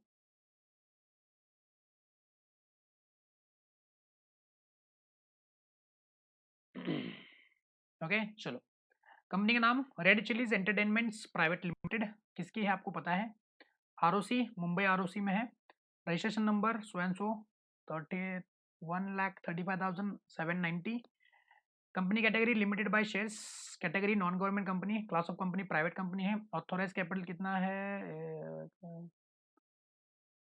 1 करोड़, पेड कैपिटल 1 लाख है, ठीक है ना, खुश इतना ही 1 लाख। नंबर ऑफ मेंबर्स वगैरह जान दो, डेट ऑफ इनकॉर्पोरेशन 2002 में इनकॉर्पोरेट हुई है, रजिस्टर ऑफिस कहाँ पे देखो, plot number 612 Ramakrishna mission road 15th cross road Santa Cruz west Mumbai city, address other than आर नहीं है, email ID pradeep@redchilies.com, unlisted company है, एक्टिव कंप्लेंट, वो एक्टिव कंप्लेंट क्या है वो बाद में देखते हैं, ठीक है ना। लास्ट एजीएम 30 सितंबर 2019 को हुई थी, बैलेंस शीट 30 अभी तक 20 की अपलोड होनी है, ठीक है। चार्जेस बुक डेट, कुछ लोन उठाया है कंपनी ने, कुछ 47 लाख का लोन उठाया है। चार्जेस क्या होते हैं वो भी देख लेते हैं। डायरेक्टर कौन कौन है देखो, डायरेक्टर के नाम देखो, ये है उनका डिन, तो शाहरुख जी का ये डिन है। ये डिन मैंने बोला था आपको डिन होना चाहिए, तो शाहरुख खान जी है जिनका डिन है। ये कौन है, शाहरुख मीर ताज मोहम्मद खान, ये कौन है भाई, शाहरुख खान है, उनका नाम इतना बड़ा है। हम लोग शाहरुख खान बोलते हैं, लेकिन उनका असली नाम ये है। गौरी खान जो उनकी पत्नी है, वो उनका ये है नाम है। यहाँ पे जो डिन, अगर मैं इसको ओपन करता हूँ अलग इसमें, तो मुझको उनका डिटेल्स भी आ जाएगा शायद से। मैं रिक्वेस्ट प्रोसेस जाने दो, तो ये नाम है, समझे। तो ये कुछ डिटेल्स है about the Red chillies entertainment private limited. Shahrukh Mir Taj Mohammad Khan, पहली बार आपने भी देखा रहेगा, ये उनका नाम है, असली नाम, ठीक है। वो प्रभास का नाम भी कुछ जबरदस्त है, आपको पता है क्या, प्रभास, प्रभास का नाम पता है आपको, प्रभास फुल नेम देखो, ये प्रभास जी का फुल नेम ये है। ये देखो, ये प्रभास का नाम वेंकट, वेंकट सत्यनारायण प्रभास राजू उप्पलपति, प्रजापति नहीं उप्पलपति, वेंकटा सत्यनारायण प्रभास राजू उप्पलपति, तो कॉमन नोन एज प्रभास। वाह, क्या नाम रहते हैं लोगों के। हाँ, चलो, तो ये था क्या बोलो सर्टिफिकेट ऑफ इनकॉर्पोरेशन, INC 11 में दिया जाता है। इसमें सारे डिटेल्स होते हैं जो अभी मैंने आपको दिखाया है। उसमें सिन भी होता है जो 21 डिजिट का होता है। ओके, चलो यहां तक क्लियर है क्या, बताओ। अगर हुआ है तो ये कॉपी कर लो, जो आपने चार्ट बनाया था उसमें ये कॉपी कर लो ऑन फास्ट।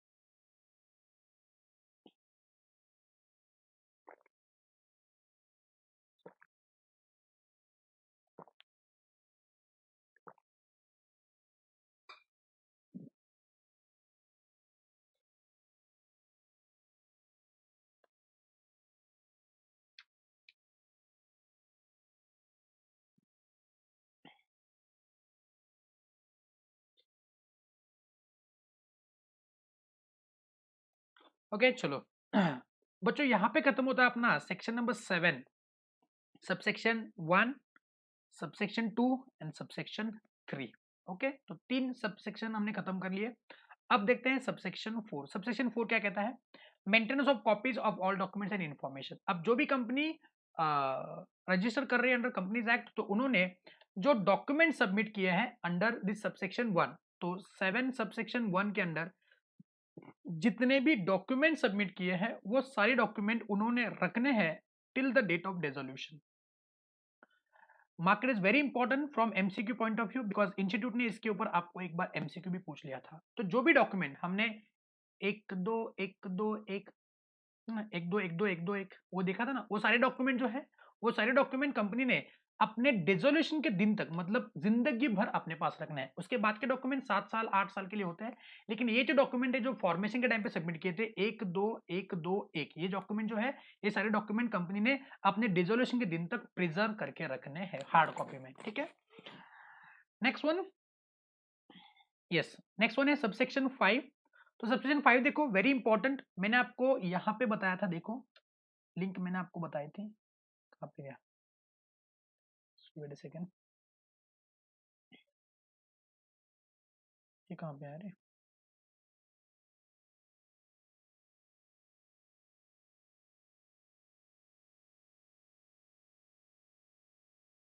तो एक जगह पे बताया था कि ये इंपॉर्टेंट है, ठीक ना, डिटेल्स इंफॉर्मेशन, हाँ यस, ये जो इंफॉर्मेशन वगैरह है, ठीक है ना, ये मैंने बोला था आपको कि ये थोड़ा सा याद रखो, इसका रेफरेंस मैं आपको आगे देने वाला हूँ, ठीक है ना। और यहाँ पे भी किधर था,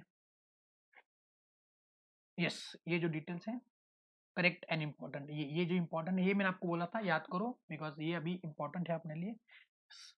नाउ सबसेक्शन 5 क्या कहता है, देखो सेक्शन 7 सबसेक्शन 5, अगर मान लो,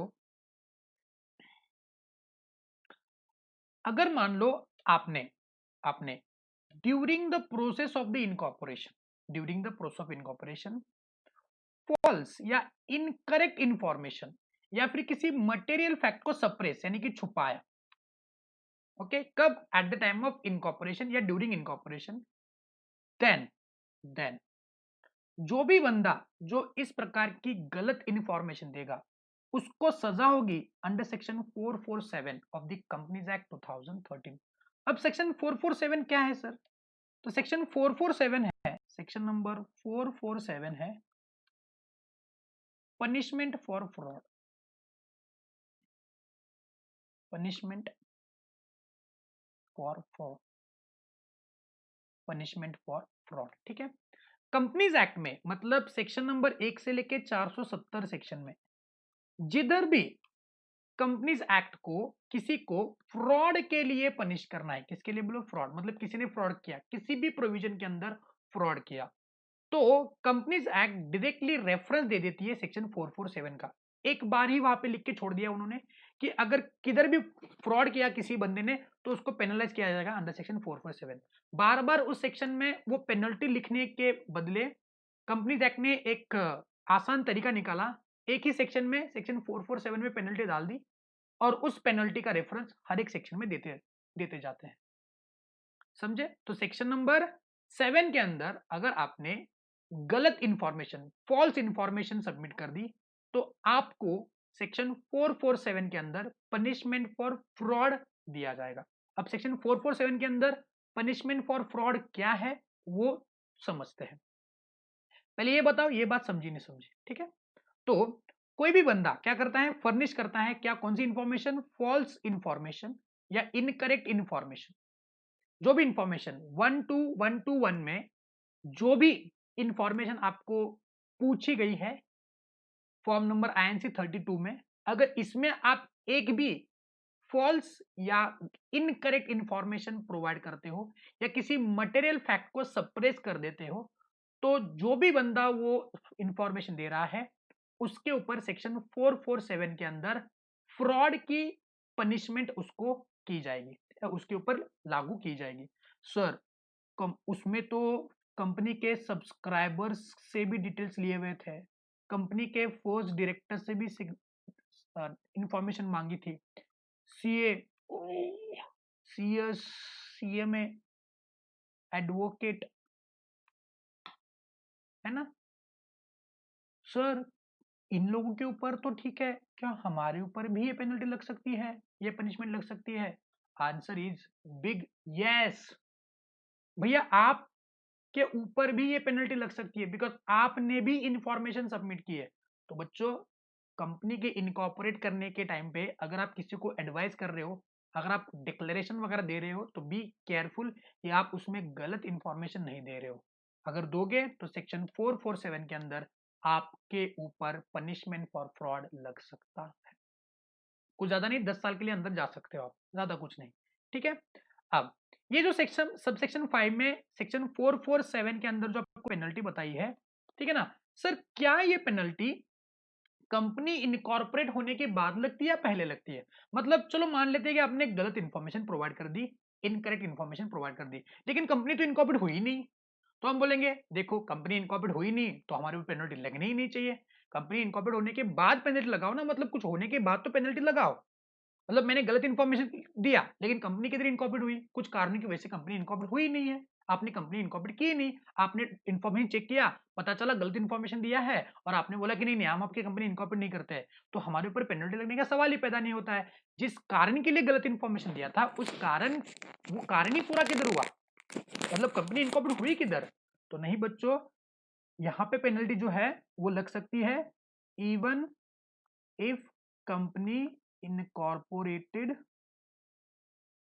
और नॉट। आपने गलत इंफॉर्मेशन दिया, आपके ऊपर पेनल्टी ठुक गई, पनिशमेंट ठुक गई। क्लियर है? पक्का? नेक्स्ट सबसेक्शन 6 में देखो, a company already incorporated by furnishing false information. अब यहां पे देखो, अगर आपकी कंपनी इनकॉर्पोरेट हुई है तब की बात किया है। अगर मान लो आपकी कंपनी इनकॉर्पोरेटेड हुई है बाय फर्निशिंग फॉल्स और इनकरेक्ट इंफॉर्मेशन और रिप्रेजेंटेशन और बाय सप्रेसिंग मटेरियल फैक्ट, मतलब हमने क्या किया, गलत इंफॉर्मेशन दिया, इनकरेक्ट इंफॉर्मेशन दिया, मटेरियल फैक्ट को सप्रेस किया और ये बात आरओसी के नजरों से भी छूट गई, आरओसी के नजरों से भी छूट गई। तो उस केस में क्या होगा? अभी तो कंपनी इनकॉर्पोरेट हुई है, जब कंपनी इनकॉर्पोरेट नहीं होती है तो आरओसी रोक सकता है, ये देखो ये गलत इंफॉर्मेशन है। लेकिन क्या होगा अगर कंपनी इनकॉर्पोरेट हो जाती है और आरओसी की नजर से ये बात छूट जाती है? भाई इंसान गलतियों का पुतला होता है, तो छूट गई।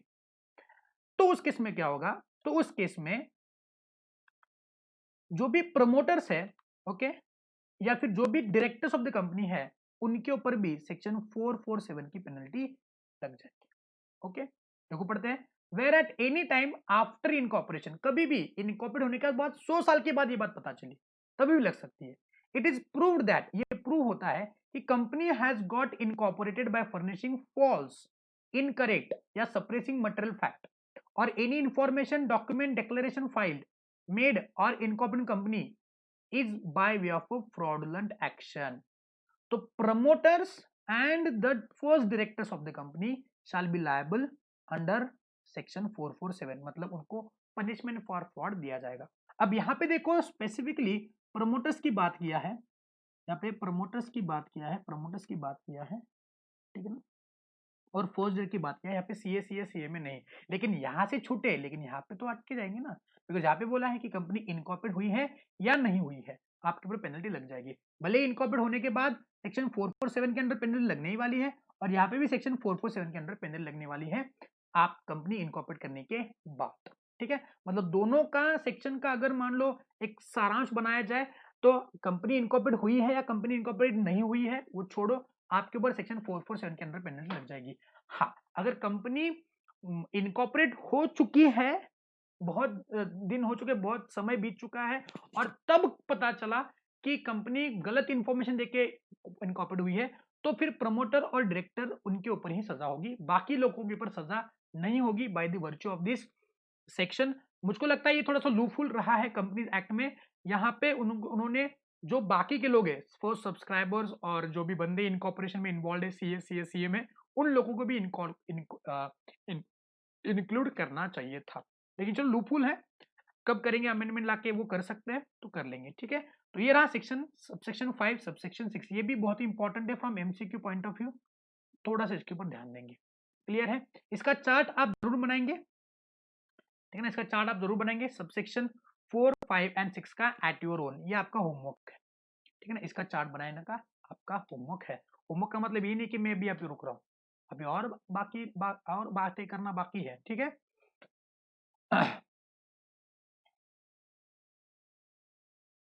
ये तो बात होगी सबसेक्शन 5 और 6 की, जहां पे आपको बोला है कि अगर आपने गलत इंफॉर्मेशन देके कंपनी इनकॉर्पोरेट करने की सोची तो आपके ऊपर सेक्शन 447 के अंदर पनिशमेंट हो सकती है। लेकिन भैया सेक्शन 447 के अंदर पनिशमेंट क्या है वो तो बताओ। अब मैंने आपको थोड़ा सा हल्का फुल्का उसका कंटेंट बता दिया है कि 10 साल के लिए अंदर जाओगे, ठीक है ना, लेकिन कितने साल के लिए अंदर जाएंगे और क्या क्या पेनल्टी है वो देख लेते हैं। ओके, तो ध्यान देंगे यहाँ पे। अब इसमें भी अमेंडमेंट हुआ है, ठीक है ना, और इस अमेंडमेंट के जरिए उन्होंने इस फ्रॉड को दो पार्ट में डिवाइड किया है। एक तो स्मॉल अमाउंट फ्रॉड, मेरे क्लास के बच्चों के लिए मैंने ग्रुप पे ऑलरेडी इसका इमेज भेजा हुआ है, तो वो उसको रेफर करेंगे। बाकी लोग जो डायरेक्टली अभी देख रहे हैं वो इस चार्ट को रेफर करेंगे जो अभी मैं लिख रहा हूँ। और बिग अमाउंट फ्रॉड, अब ये जो है ये कंपनीज एक्ट ने नहीं बोला है, ये मैं अपने समझने के लिए मैंने इसको डिवाइड किया है। कंपनीज एक्ट में ऐसा कुछ स्मॉल अमाउंट बिग अमाउंट नहीं लिखा है, कंपनीज एक्ट ने डायरेक्टली अमाउंट दिया हुआ है। ठीक है, तो यहाँ पे अगर मान लेते हैं कि फ्रॉड का amount less than rupees 10 lakh, less than rupees 10 lakh और less than 1% of turnover, whichever is less, इतना है। You have to compare your fraud amount with this figure. Okay, तो अगर आपका फ्रॉड का अमाउंट 10 लाख से कम, 10 लाख नहीं 10 लाख से कम, या फिर 1% of your turnover whichever is less, जितना या फिर उससे कम है, ठीक है, and which does not involve public interest, मतलब वो फ्रॉड जो है वो पब्लिक इंटरेस्ट में इन्वॉल्व नहीं है, मतलब पब्लिक को कुछ हार्म होने वाला नहीं है, ये पर्सनल है, उनको उतना ही लोगों को लॉस है, पब्लिक एट ए लार्ज को उसका कुछ किसी प्रकार का नुकसान नहीं होगा। तो आपके ऊपर पेनल्टी ठुक सकती है, आपको इम्प्रिजनमेंट हो सकती है यानी कि जेल हो सकती है अप टू 5 ईयर्स, मतलब 1 दिन से लेके 5 साल तक पेनल्टी हो सकती है। और बोला है, और फाइन लग सकता है आपके ऊपर, fine up to ₹50 lakh, 50 lakh तक फाइन हो सकता है, और विथ बोथ हो सकता है। और विथ बोथ का मतलब क्या है? अगर आपका फ्रॉड का अमाउंट 10 लाख से कम हो, या फिर 1% of turnover which ever is less से के जितना हो या फिर उससे कम हो, और वो पब्लिक इंटरेस्ट में इन्वॉल्व नहीं है, तो आपको 5 साल तक जेल हो सकती है, 5 साल तक। जैसा बोले 1 साल 1 साल, 2 साल 2 साल, 3 साल 3 साल, या फिर 50 लाख तक की पेनल्टी। जैसा बोले चलो जेल नहीं, आपको 10 लाख का पेनल्टी फाइन डालते हैं आपके ऊपर, तो हो सकता है। जैसा बोले नहीं, आपको मैं 3 साल की सजा और 20 लाख का फाइन लगाना चाहता हूं, तो वो भी लगा सकते हैं। तो एक तो जेल, या फिर मॉनेटरी फाइन, या फिर दोनों भी हो सकते हैं। ठीक है। अब बिग अमाउंट फ्रॉड का मतलब क्या है? अगर आपके फ्रॉड का अमाउंट इज ग्रेटर देन और इक्वल टू 10 लाख। अब इक्वल टू क्यों लिखा है? बिकॉज यहाँ पे लेस देन 10 लाख था, ठीक है ना। अब यहाँ पे 10 लाख या फिर उससे ज्यादा, अगर आपका फ्रॉड का अमाउंट 10 लाख या फिर उससे ज्यादा, और 1% ऑफ टर्नओवर या फिर उससे ज्यादा है, and whichever is less, इन दोनों में से विच एवर इज लेस लेना, तो आपको जेल हो सकती है मिनिमम 6 मंथ्स, 6 महीने की मिनिमम जेल, और वो मैक्सिमम हो सकती है 10 साल। तो इसी की मैं बात कर रहा था, 10 साल की मैक्सिमम जेल आपको हो सकती है। तो अगर आपका फ्रॉड का अमाउंट 10 लाख या फिर उससे ज्यादा, या फिर 1% ऑफ टर्नओवर या फिर उससे ज्यादा है, तो आपको मिनिमम 6 महीने के लिए जेल जाना पड़ेगा, 6 महीने से कम नहीं। जज साहब इसको 1 महीने की जेल नहीं दे सकते, यहाँ पे 1 महीने की जेल हो सकती है, कहाँ पे? 10 लाख से कम है तो, लेकिन 10 लाख से ऊपर है तो आपको 6 महीना मिनिमम अंदर जाना पड़ेगा, और वो 10 साल तक हो सकता है, ठीक है ना, मैक्सिमम 10 ईयर हो सकता है। एंड यहाँ पे और नहीं है, एंड फाइन आपको हो सकता है 100% टू 300% ऑफ फ्रॉड अमाउंट। जितने का आपने फ्रॉड किया है उतने का आपको, उसका 100% से लेके 300% का फाइन आपको भरना पड़ सकता है। अगर आपने 1 करोड़ का फ्रॉड किया है तो आपको 1 करोड़ से लेके 3 करोड़ तक का फाइन हो सकता है, साथ साथ जेल भी होगी, और नहीं, साथ साथ जेल होगी। 10 लाख से कम में तो और था, लेकिन यहाँ पे एंड है। और एक बात, एंड प्रोवाइडेड बोला है, प्रोवाइजो में लिखा है प्रोवाइडेड। अभी प्रोवाइडेड दोनों चीजों के लिए, ठीक है ना, ये प्रोवाइडेड दोनों चीजों के लिए, तो मैं प्रोवाइडेड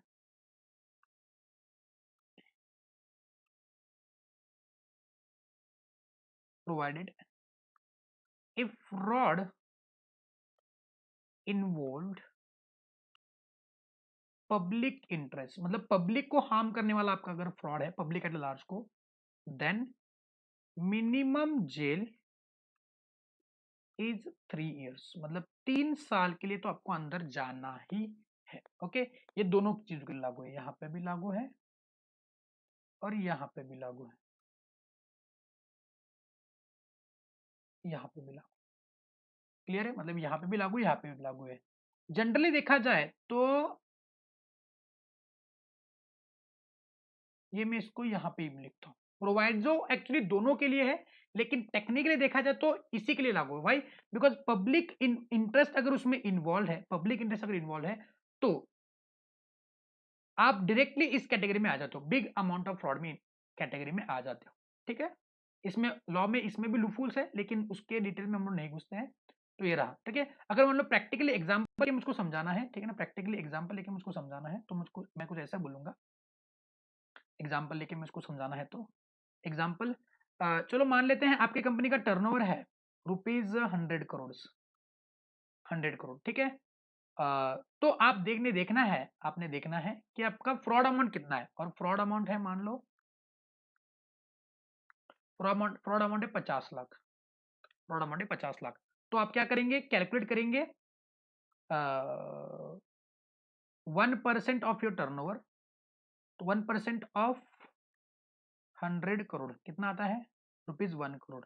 ठीक है, उसको कंपेयर करेंगे अपने फ्रॉड अमाउंट से। ठीक है, तो फ्रॉड अमाउंट कितना है अपना? 50 लाख, सॉरी उसको कंपेयर करेंगे 10 लाख से, 10 लाख से। ठीक है, 10 लाख से कंपेयर करेंगे तो 10 लाख या फिर 1% of turnover that is 1 crore, whichever is less. तो कितना हो गया? 10 लाख है। Are you getting my point? Okay, और उसको कंपेयर करेंगे अपने फ्रॉड अमाउंट से, तो फ्रॉड अमाउंट कितना है आपका? 50 लाख। कुछ समझ पा रहे हो? कुछ समझ पा रहे हो? ठीक है, सो अगर ये 10 लाख है, यहाँ पे 10 लाख है और ये 50 लाख आपका फ्रॉड अमाउंट है, तो आपका 10 लाख से ज्यादा हो गया ना, तो आप इस क्राइटेरिया बिग अमाउंट फ्रॉड में आ जाओ, बिग अमाउंट ऑफ फ्रॉड में आ जाएगा। ठीक है ना, ये हो गया आपका पहला एग्जाम्पल। ठीक है, अगर मैं एग्जाम्पल दो लेता हूँ, ठीक है ना, अगर मान लेते हैं आपका टर्नओवर है, टर्नओवर है 1 करोड़, टर्नओवर है 1 करोड़। ठीक है, तो आपका 1% ऑफ टर्नओवर कितना आता है? 1% ऑफ टर्नओवर कितना का? 1 करोड़ का 1% कितना आता है? तो ये आएगा 1 लाख रुपए, रुपए 1 लाख। ठीक है, रुपए 1 लाख। अब 1 लाख और ₹10 lakh, which ever is less, कितना आता है? ₹1 लाख। उसको कंपेयर करेंगे अपने फ्रॉड अमाउंट से, तो आपका फ्रॉड अमाउंट, मान लो आपका फ्रॉड अमाउंट है कुछ तो 5 लाख। ठीक है ना, तो आपका फ्रॉड अमाउंट क्या है बोलो? 1 लाख से ज्यादा है, 1 लाख से ज्यादा है। तो इस प्रकार से आप क्या करेंगे? इस पनिशमेंट फॉर फ्रॉड को गिनेंगे। क्लियर है? अरे पक्का समझे नहीं समझे? तो कुछ इस प्रकार से आपका फ्रॉड किस क्राइटेरिया में, स्मॉल अमाउंट फ्रॉड है या फिर बिग अमाउंट फ्रॉड है, उसको कंपेयर करेंगे। आपका फ्रॉड अमाउंट कितना होगा? ओके, उसको देखो क्या वो इन दो criteria which ever is less से ज्यादा है या कम है। फ्रॉड अमाउंट इस क्राइटेरिया से ज्यादा है या कम है। ठीक है, मतलब यहाँ पे अगर सेकंड क्राइटेरिया को लेता हूं मैं, तो मेरा फ्रॉड अमाउंट कितना है? 5 लाख है। सो 5 lakh which ever is less 1 lakh है। ठीक है, सो 1 लाख फिगर ले ली मैंने और 5 लाख मैंने ले लिया। तो बताएंगे कौन से क्राइटेरिया में आएगा ये? कौन से क्राइटेरिया में आएगा? मेरा फ्रॉड अमाउंट है 5 लाख। ओके, फ्रॉड अमाउंट है 5 लाख और विच एवर इज लेस करके कितना आ रहा है? 1 लाख आ रहा है। कुछ समझे क्या? पक्का? सो ये 5 लाख और 1 लाख, तो ये श्योरली आपके क्या आ जाएगा? बिग अमाउंट ऑफ फ्रॉड में इंक्लूड किया जाएगा। क्लियर है? तो फ्रॉड अमाउंट और आपका 10 लाख और 1% ऑफ टर्नओवर, उससे कंपेयर करो आपके फ्रॉड अमाउंट को। तो फ्रॉड अमाउंट अगर ज्यादा आ रहा है तो बिग फ्रॉड, फ्रॉड अमाउंट अगर कम आ रहा है तो आपका स्मॉल फ्रॉड में आएगा। और कंपैरेटिवली उसमें क्या लिखे जाएंगे आपके, उसमें क्या किए जाएंगे? आपके पेनल्टीज वेरिएट होते जाएंगे। क्लियर है? ये सेक्शन एक्चुअली आपके फाइनल का सेक्शन है, लेकिन बहुत बारी आपने सेक्शन 1 से लेके 148 में बहुत सारे सेक्शंस ऐसे हैं जहां पे आपको ये सेक्शन 447 की पेनल्टी दिखाई जाएगी। क्लियर है? पक्का? तो आप क्या कर सकते हैं? इसको कॉपी डाउन कर सकते हैं। ओके, मैंने ग्रुप पे भेजा है ऑलरेडी, लेकिन आपने बुक में जरूर इसको लिखना है, तो अभी क्या भी लिखना चालू करो। कम ऑन फास्ट, नीचे एग्जाम्पल भी दिए मैंने। ठीक है,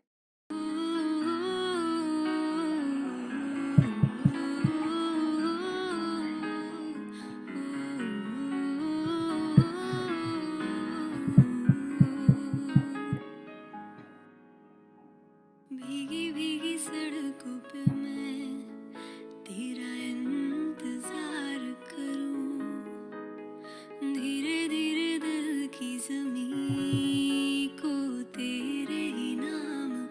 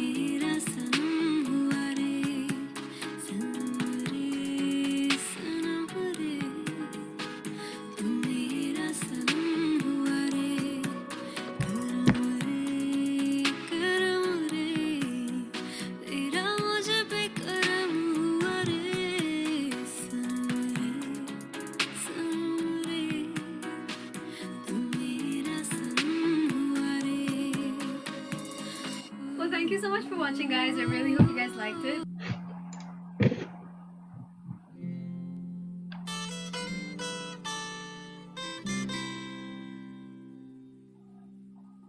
ना है ये पाना, ना खोना ही है, तेरा ना होना जाने क्यों होना ही है। तुमसे ही दिन होता है, सुरमई शाम आती है, तुमसे ही हर घड़ी साज आती है, जिंदगी कहलाती है, तुमसे ही तुमसे ही।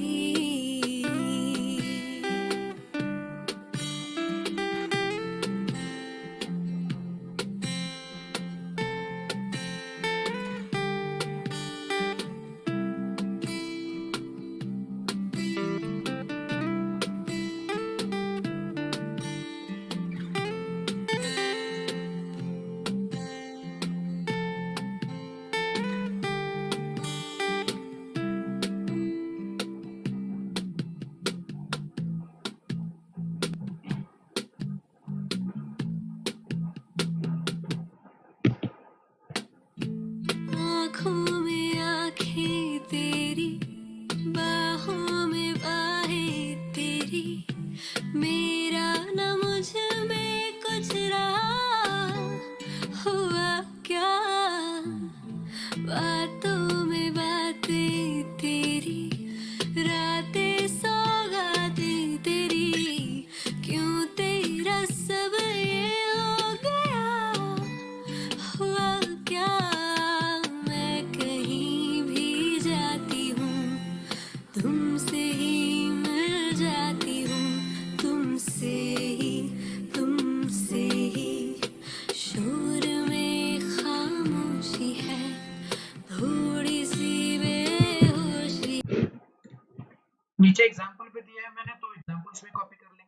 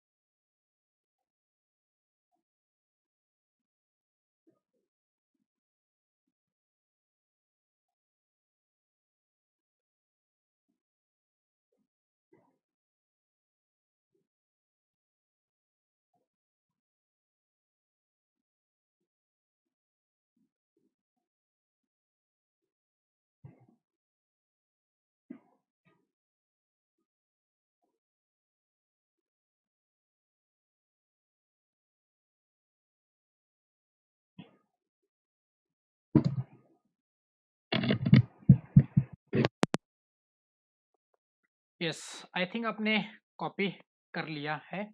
नाउ एक थोड़ा सा आउट ऑफ बॉक्स जाके एक चीज को हम लोग डिस्कस करने वाले हैं, ठीक है ना।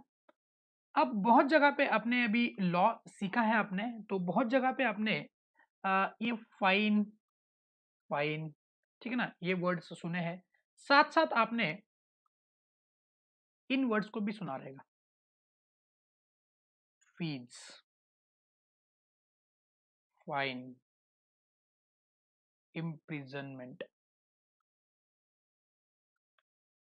या बोल सकते हैं पेनल्टी, ठीक है ना। Have you gone through this words, fine, fees, fine, imprisonment, penalty. So what is the exact difference between these all these terms. एक मैं बोलता हूं, इम्प्रिजनमेंट मतलब जेल, ये मैंने बोल दिया। अब आपने मुझको फीस, फाइन और पेनल्टी इसमें मतलब समझाना है। सोचो इसके बारे में, think over it, come on fast.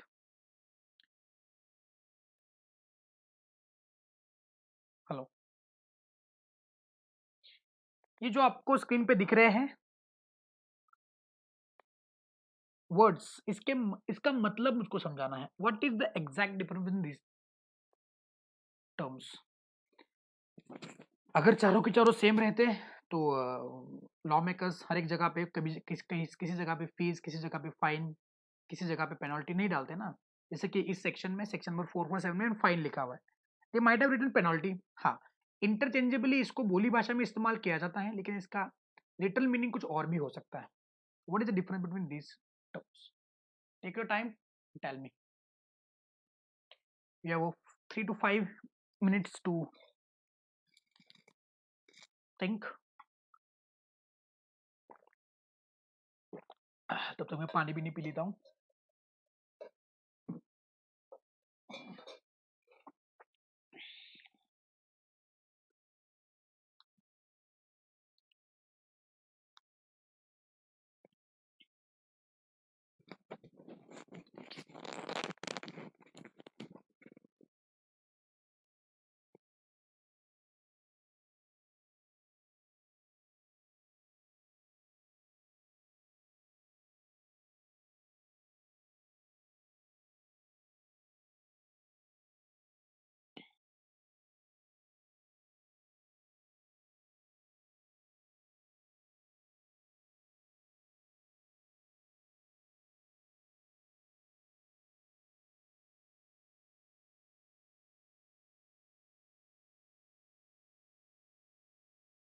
सोचो सोचो सोचो, what is the difference between this terms.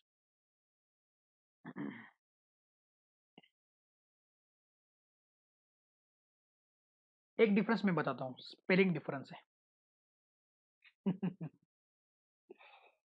Spelling में डिफरेंस है इसके।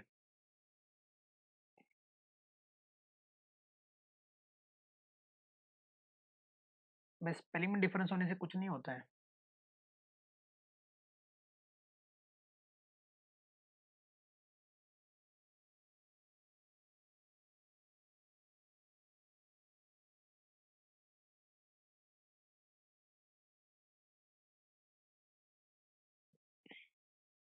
कुछ सोच रहे हो या फिर ऐसी स्क्रीन की तरफ देख रहे हो।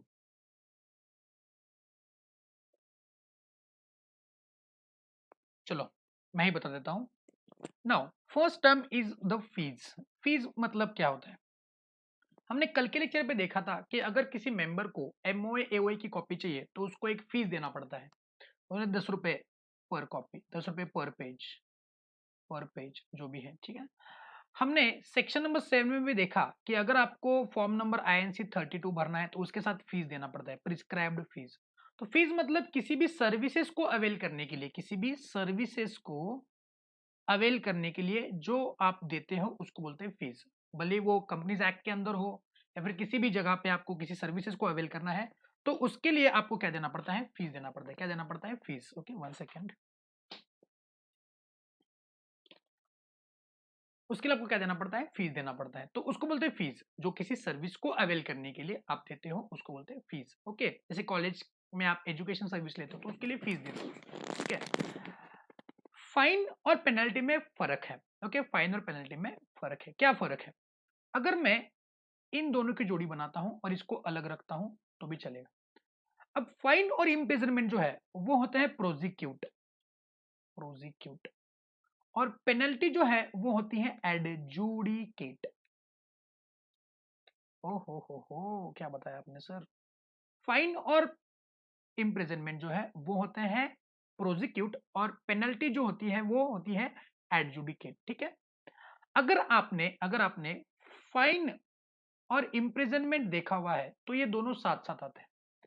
तो कई बार जब लॉ में पढ़ते हो तो आपको फाइन और ऑब्लिक एंड इम्प्रिजनमेंट ऐसा लिखा हुआ दिखा जाता है। फाइन एंड और ऑब्लिक एंड इम्प्रिजन, मतलब फाइन अकेला आ सकता है या फिर फाइन के साथ इम्प्रिजनमेंट आ सकता है या फिर इम्प्रिजनमेंट अकेला आ सकता है। लेकिन अगर जोड़ी बनानी है तो फाइन और इम्प्रिजनमेंट की हो सकती है, फाइन और पेनल्टी की जोड़ी नहीं हो सकती। तो फाइन और ऑब्लिक एंड इम्प्रिजनमेंट,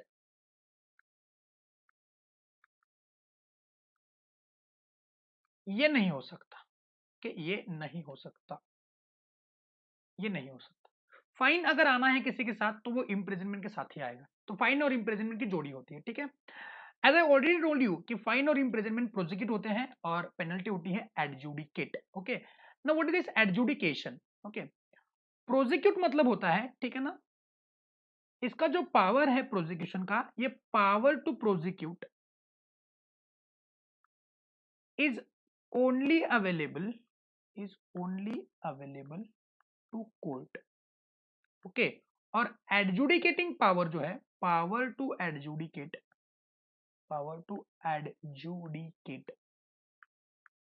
ये होता है, ये दिया जाता है टू एडजुडिकेटिंग ऑफिसर, ठीक है ना, जिसको अपॉइंट करते हैं सेंट्रल गवर्नमेंट, मैं ये कंपनीज एक्ट के पर्सपेक्टिव में बोल रहा हूँ ना।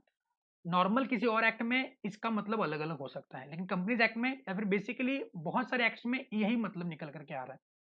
It is appointed by central government, और सेंट्रल गवर्नमेंट ने आज की तारीख पे एडजुडिकेटिंग ऑफिसर जो है वो दिया है आरओसी को। ठीक है, आरओसी को दिया हुआ है।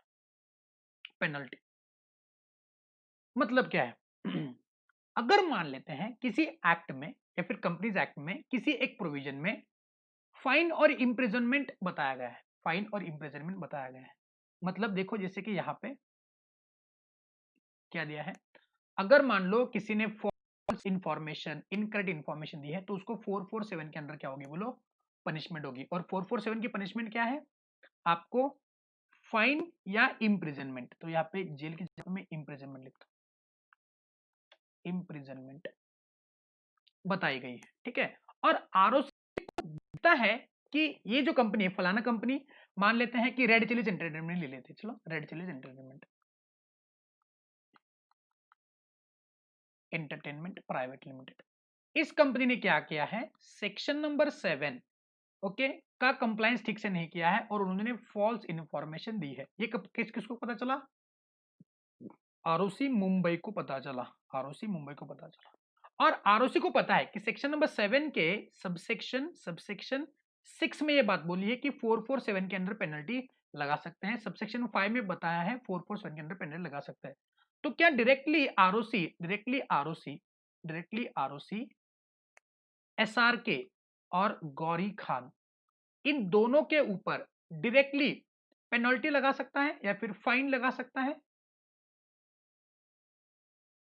फाइन कितना है, ओके वो मैक्सिमम कितना हो सकता है फाइन, हमने देखा था मैक्सिमम 300% हो सकता है, और जेल हो सकती है up to 10 years, maximum 10 years. So क्या डायरेक्टली आरओसी शाहरुख खान को 300 फाइन और 10 साल के लिए जेल में डाल सकता है आरओसी, बिकॉज आरओसी को दिख रहा है ना कि ये पेनल्टी, ये उन्होंने नॉन कंप्लायंस किया है और इनको ये सजा होनी चाहिए। तो क्या डायरेक्टली वो 10 साल के लिए अंदर डाल सकता है अपने शाहरुख खान को, नहीं।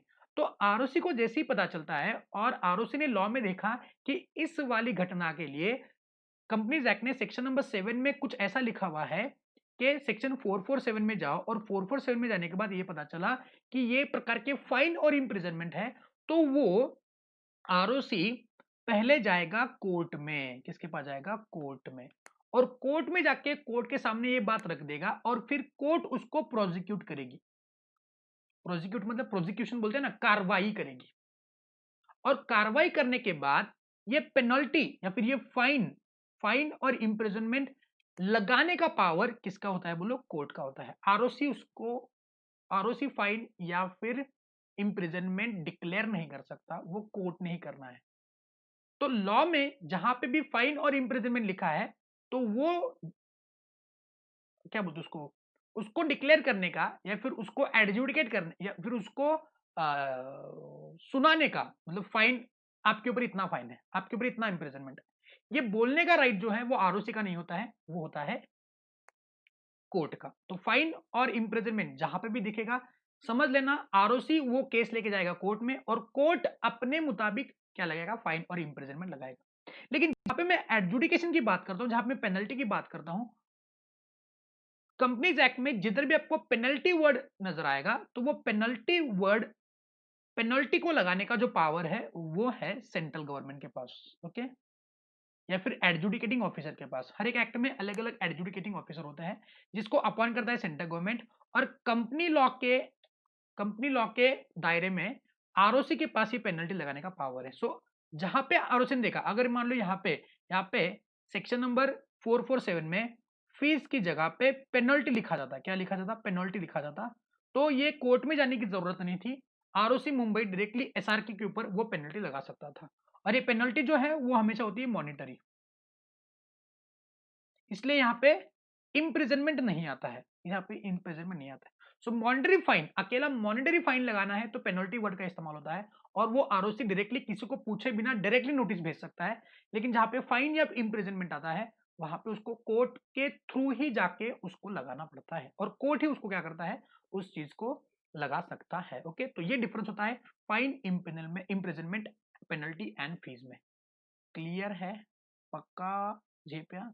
तो एक्ट में किसी भी लॉ में ये चार वर्ड्स आए तो वो सेम नहीं होते हैं। हाँ, बोली भाषा में मैं भी बहुत बारी फाइन, पेनल्टी वगैरह ये इंटरचेंजेबल इस्तेमाल करूंगा, लेकिन आपको लॉ पढ़ने के टाइम पे ये जरूर ध्यान रखना है कि फाइन है, फीस है या पेनल्टी है। ठीक है, तो उस मुताबिक उसके कॉन्सिक्वेंसेस बदल सकते हैं।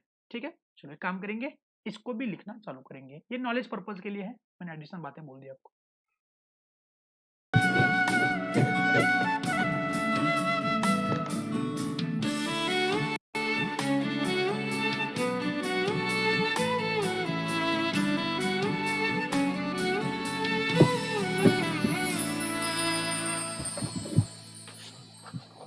हमको मिली है आज ये घड़ियाँ नसीब से, जी भर के देख लीजिए हमको करीब से, फिर आपके नसीब में ये बात हो ना हो, शायद फिर इस जन्म में मुलाकात हो ना हो, लग जा गले कि फिर ये हंसी रात हो ना हो, शायद फिर इस जन्म में मुलाकात हो ना हो, लग जा गले के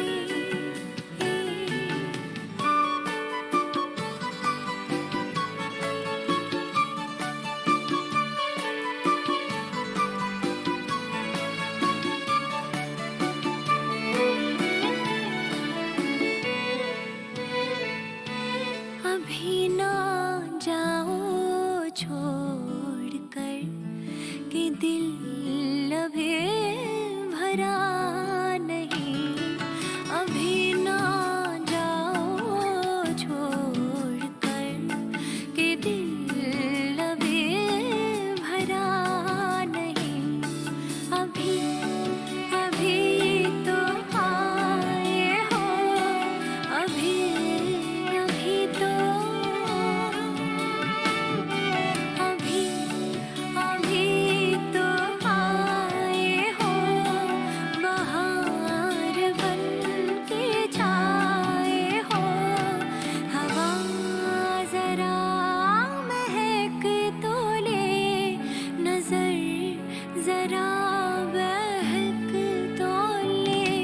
ये शाम ढल तो ले जरा,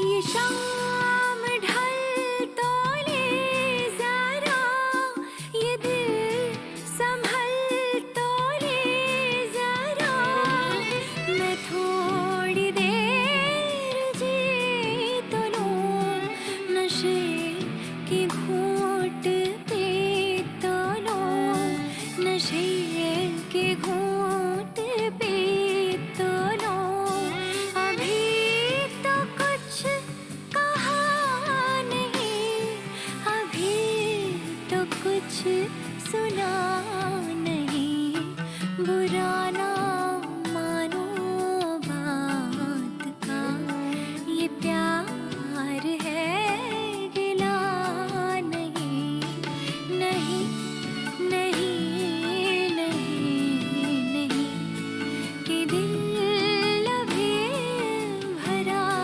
नहीं।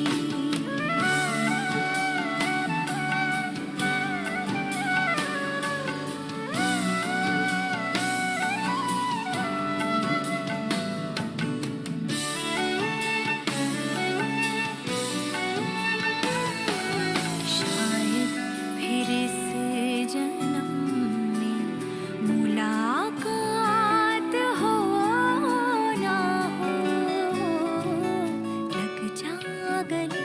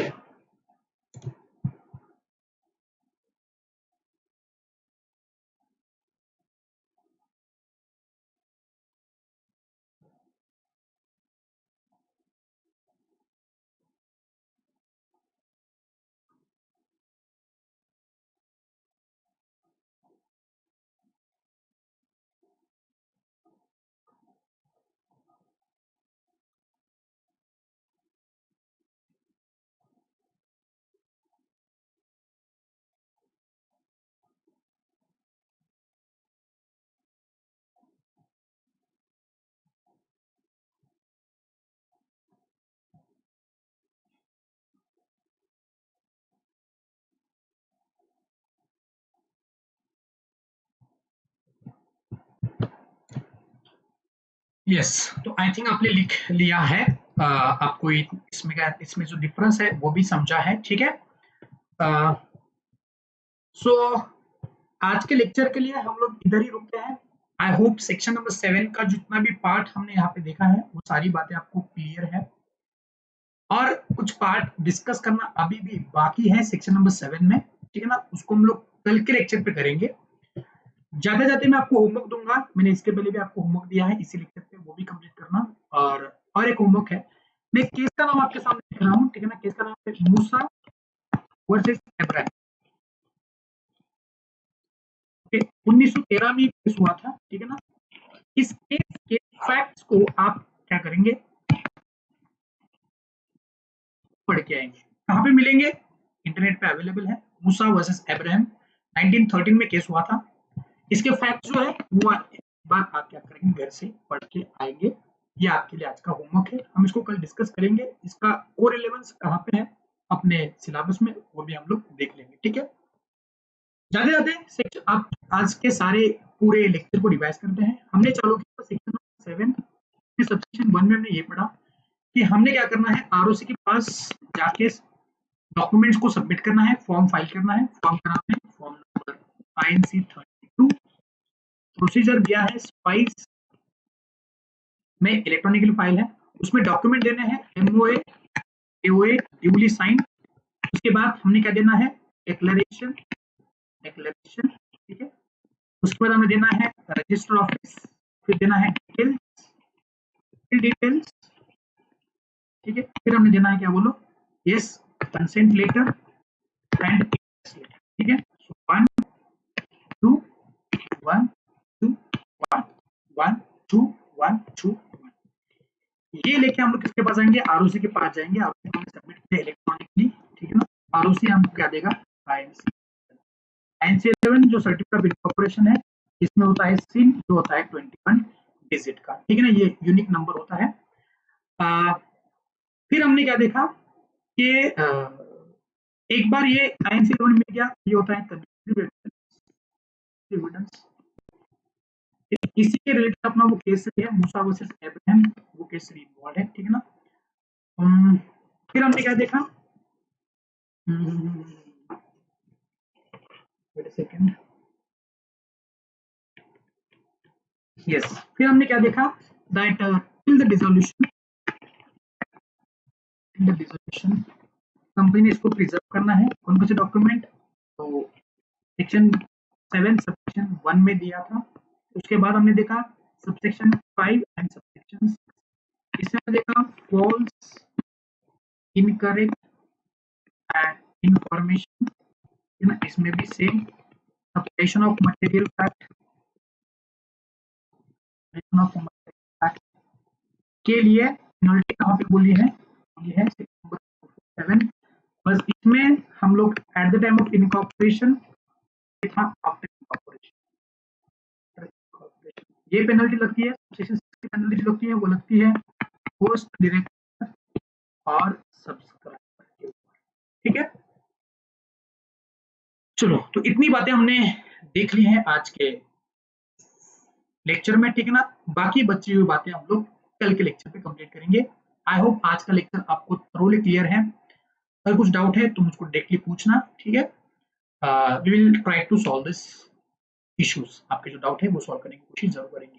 Till then, bye bye, love you all, take care, stay home, stay safe, love you all, bye bye.